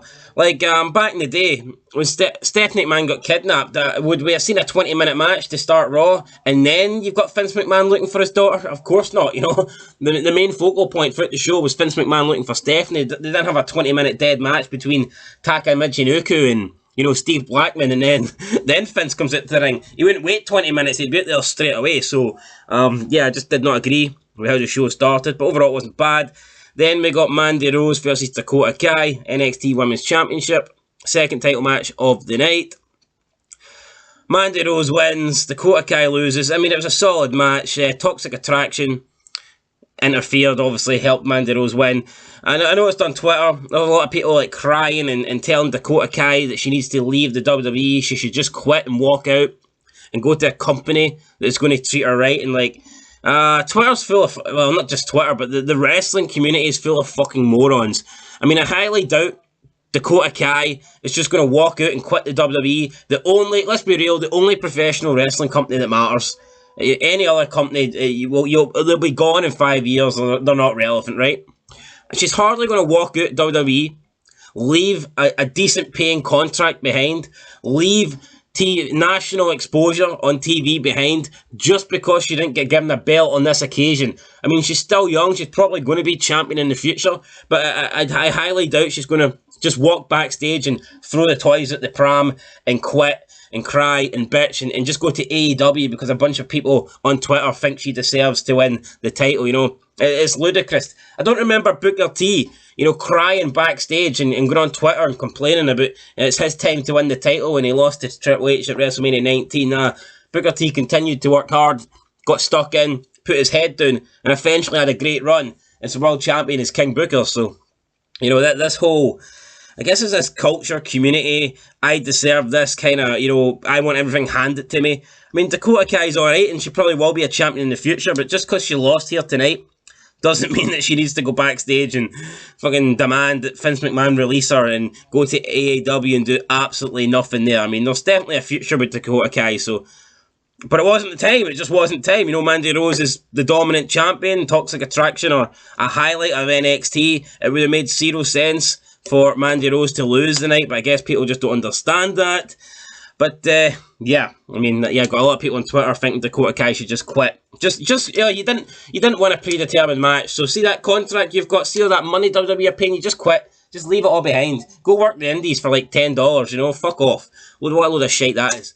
Then we had Tonio D'Angelo offering a peace offering for Santos Escobar, gives him an envelope full of cash. Santos Escobar goes, tells him that it's going to cost more than that. And he gives him his money back. He tucks it into the pocket of D'Angelo. I'm not too sure why D'Angelo is so bothered about trying to offer a peace offering in the first place. I mean, why is he...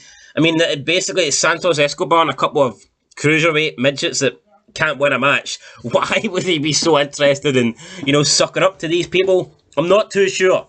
But anyway, Tony D'Angelo's growing on me. When I first seen him, I wasn't a fan of his feud with Tommaso Ciampa, but I mean, the guy is growing on me. I like the character. I dig it. Italian mafia boss. It works. But I don't know why he's kissing up to this Mexican. Honestly, I don't understand it. Up next, we have Cora Jade. She comes out talking about how she's still one day going to be champ and that she came up short at Stand and Deliver. And then out of nowhere, Natalya comes out. Natalya gets in the ring. Natalya's getting a big evasion. Natalya's crying, saying, "Oh, Cora Jade, I see a lot of talent in you." And Cora Jade saying, "Oh, you were my first action figure. You were my first this, first that. You gave me hopes and dreams that I could be here as a champion." She talks about the time she sent her a tweet on Twitter back in 2010 or something. I mean, who cares? Who the fuck cares about this? Cora Jade did do a good job of looking as if she was in shock. I mean, this did look believable, like Cora Jade was standing in front of someone that she idolises, but I mean, Natalya's just so boring. She comes out, calls herself the Boat. How can you be the Boat when you've been an absolute failure on the main roster? I mean, you cannot recall one run. I don't know how many times she's been champion, but you cannot recall one title reign. Probably what she's most known for is the farting gimmick. So, I mean, how is that Boat material? You know, there is, in current WWE, there's at least 10 women I would put ahead of Natalya in an all-time list. I mean, come on. So, why? Is she the Boat because she's related to the Harts? You know, she's in the Hart family? It probably is, because she ripped everything else off the Harts. I mean, she pretty much ripped her entire career. She just copied everything that the Hart Family Foundation have done before her. So since Bret Hart calls himself the best of all time, the best there ever was, you know, blah, blah, blah, she's probably calling herself, you know, the Boat, the best of all time, because Bret was the best there is, the best there ever was, and the best there ever will be. So Natalya copies that and, you know, implements the Boat, the best. And the Boat just sounds fucking stupid, you know what I mean? A boat. It's dumb. It's dumb. Anyway, Natalya then heel turn out of nowhere, clotheslines Cora Jade, puts Cora Jade in the sharpshooter. Another thing she stole for Bret Hart. Nothing unique. Nothing, you know, creative about Natalya. Absolutely nothing. Even she's nothing organic about her. I mean, come on, how many surgeries and stuff has she had? Makeovers. There's just not everything about Natalya. Just is plasticky and stolen and theft. There's just nothing organic about her. Then she puts in the sharpshooter. Cora Jade taps out, and then the refs break up the hold. Natalya walks to the back. Then some woman, I've no idea who it is, I think her name was Tatum or something, Tuxum. She says, "Oh, I want a chance to, you know, prove myself in here forever." Then Natalya says to her, "Next week." Mike Capel here, Patriot Software's founder. My first business startup was in the basement of a factory. We had no customers, just rats, birds, flies, and snakes. We were broke. One day, my nephew asked me to buy candy bars from his school, only $12, the exact amount we had in our checking account. We wrote the check and prayed God would send more. He did. That's why I created Patriot Software, to help entrepreneurs do their accounting and payroll without going broke. That's patriotsoftware.com. Week, you're all on notice or something. She says the entire women's on notice, and she offers to give this person a match next week. So we're getting Natalya versus Taxum or whatever she's called next week in a match that nobody cares about. I'm not going to say Natalya is a terrible wrestler when she's not. You know, she's a good in-ring worker. I get that. She's a good technical wrestler. I get that. But that's pretty much all she's got. Everything else about her is boring. And she does remind me of Bret Hart, how her style is just boring. It is. I mean, it is what it is. It's like the one pace. Every Natalya match feels the same. I always felt Bret was massively overrated. Yeah, he could put on great matches, but if you look at all Bret Hart's great matches, it was all against other great opponents. I mean, Bret Hart never did what Shawn Michaels did. Bret Hart never had great matches with people that, you know, could barely wrestle, what Shawn Michaels did. So, I mean, for me, Shawn and Bret are definitely not the same, and I definitely say Natalya. You can tell that she wrestles more like Bret than she does like Shawn. Definitely not the Boat. Then we had Index and Ducia join forces backstage. But basically, they believe if their men team up, they could win the NXT Tag Team titles. They don't want to team up though. Eventually, both women get them to agree. Deuce is like, yeah, okay. Duke is like, yeah, okay, I'll do it. And then Dexter, will you team up with him? Will you team up with him? First, they shaked his head. Then when Indy kind of like begged him, he just puts the thumb up, so it's kind of funny, I guess. It was alright. I mean, it was good. Aye. Then we move on, so it's time for the NXT... Oh, wait, I missed a match here. It's Shio Quinn versus Draco Anthony. The problem is, I don't know which one's which, so...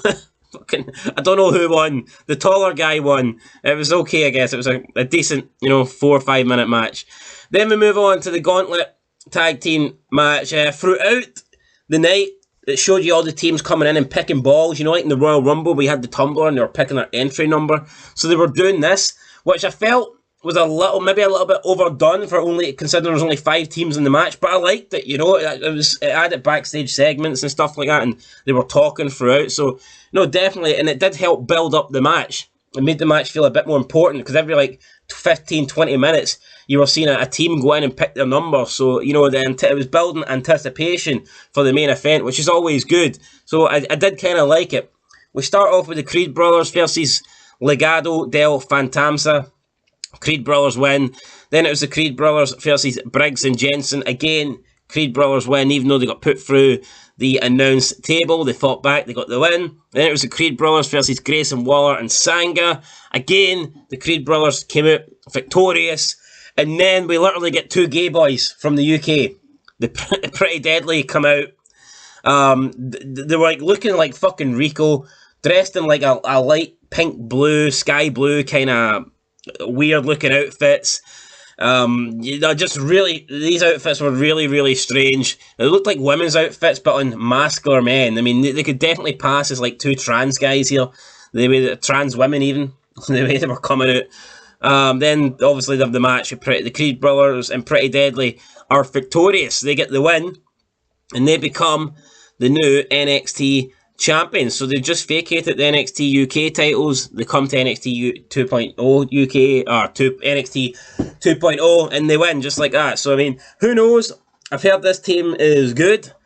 I'm not really a big fan from what I've seen, but what I will say is they look different. They definitely look different. I mean, that's one way to describe them. That's probably a safe way of describing them without getting banned. So yeah, they look different. We'll go with that, guys. But anyway, that was it. That was NXT. I mean, it wasn't a bad show. I mean, it was pretty entertaining. And I'll give it a 4 out of 10. It was alright. It was good-ish. It wasn't great. I was expecting better, but it was alright. It wasn't bad. It was definitely better than Raw, though, because Raw's fucking shit, and it will probably be better than SmackDown too. Anyway, guys, that's it. Till next time. Been Fog Wrestling. Make sure you like, subscribe, comment down below, share this video, and I'll catch yous in the next one. Peace. NXT 2.0 being graced by a legend tonight, and that legend is indeed Natalya, everybody's favourite female superstar of all time. Yes. If you've got no eyeballs and no ears blind and deaf and brain dead. Right, Natalya fucking sucks, but that's a totally different video for another day. Let's get through tonight's NXT preview here for the 19th of April. It's coming to you live from the WWE Performance Center in Orlando, Florida. I mean, see, for me, I actually don't mind the product, but I think they need, this would just be better in my opinion if they did let it tour with SmackDown and do what they used to do ECW. I like this needs a, you like the arena? I like it. I think it gives it a unique feel. It does, but it's fucking cheap. It is cheap. I think what they did during the pandemic was good with the cage. I made it feel like a hardcore kind of like a UFC style kind of thing. Doing that like now, but anyway, let's see what they've got in store for us tonight. Matches have been announced. We've got Santos Escobar versus Carmelo Hayes. We have Natalya returning to the ring to take on Tatum Paxley. We've got Sarray and Tiffany Stratton looking to settle their score in the ring. And, I mean, that's it. Woo! NXT 2.0 will feature the newly crowned NXT Tag Team Champions, Pretty Deadly, after they won a 5-team gauntlet last week to capture their vacant titles. That's Pretty Dead. I mean, I'll give them a chance, but last week, I seen that they won the belts on YouTube, and the top comment was that Pretty Deadly is Pretty Deadly is what I call my farts, and I was like, what the fuck? So straight away, lose the belts for that. These guys are being, Really? compared to a fart. That So was pretty deadly. I can hear it. I can hear it now. It is what it is. Now, that's all that's announced tonight. You can't really make much of that, so we're just going to quickly go through here and give our predictions who's going to win. I'm sure we will get the likes of Braun Breaker, Toxic Attraction, Gacy, Nikita Lyons. I'm sure all those people will be on the show. Andrew Chase, all that stuff. All that stuff about Rick Steiner and what happened. Like. I know. Well, he did burn his Hall of Fame ring last week, like, so. I know. Who gives a fuck? Let's just take Scots. Really? Where's all my freaks at in Texas? Well, see, to be honest, like, I think Scott deserves another one based on his singles run. So that actually might not be a bad idea. What, a single run WWE? That's not fucking good. That's not what you get it based on. You get it based on what you do in wrestling. Yeah, I know. Aye. Well, the Steiners are the Steiners aren't getting a Hall of Fame ring based on their run in WWE. Like, Steiner wasn't fucking there, was he? I know. Aye, they were. Aye, but in the Jobber days, they're getting it from mainly what they did in WCW. TNA as well, like. Sting got in the Hall of Fame. What did he do in WWE? He wrestled like 2 matches before getting his neck practicing on WCW, like. Yeah, that's what I'm saying. I think so. You tell me Scott Steiner's run as a solo performer in his career is not Hall of Fame worthy? I don't think he'll get it. Well, he could actually now that he's back. Actually, I can see it happening now. Like, but... Right. Anyway, enough about Scott Steiner. Although, I mean, I wish it was just 2 hours of him tonight with a microphone, but it's not. Let's go through our predictions. Up first, Santos Escobar versus Carmelo Hayes. Who are you going with and why? Santos Escobar. Why?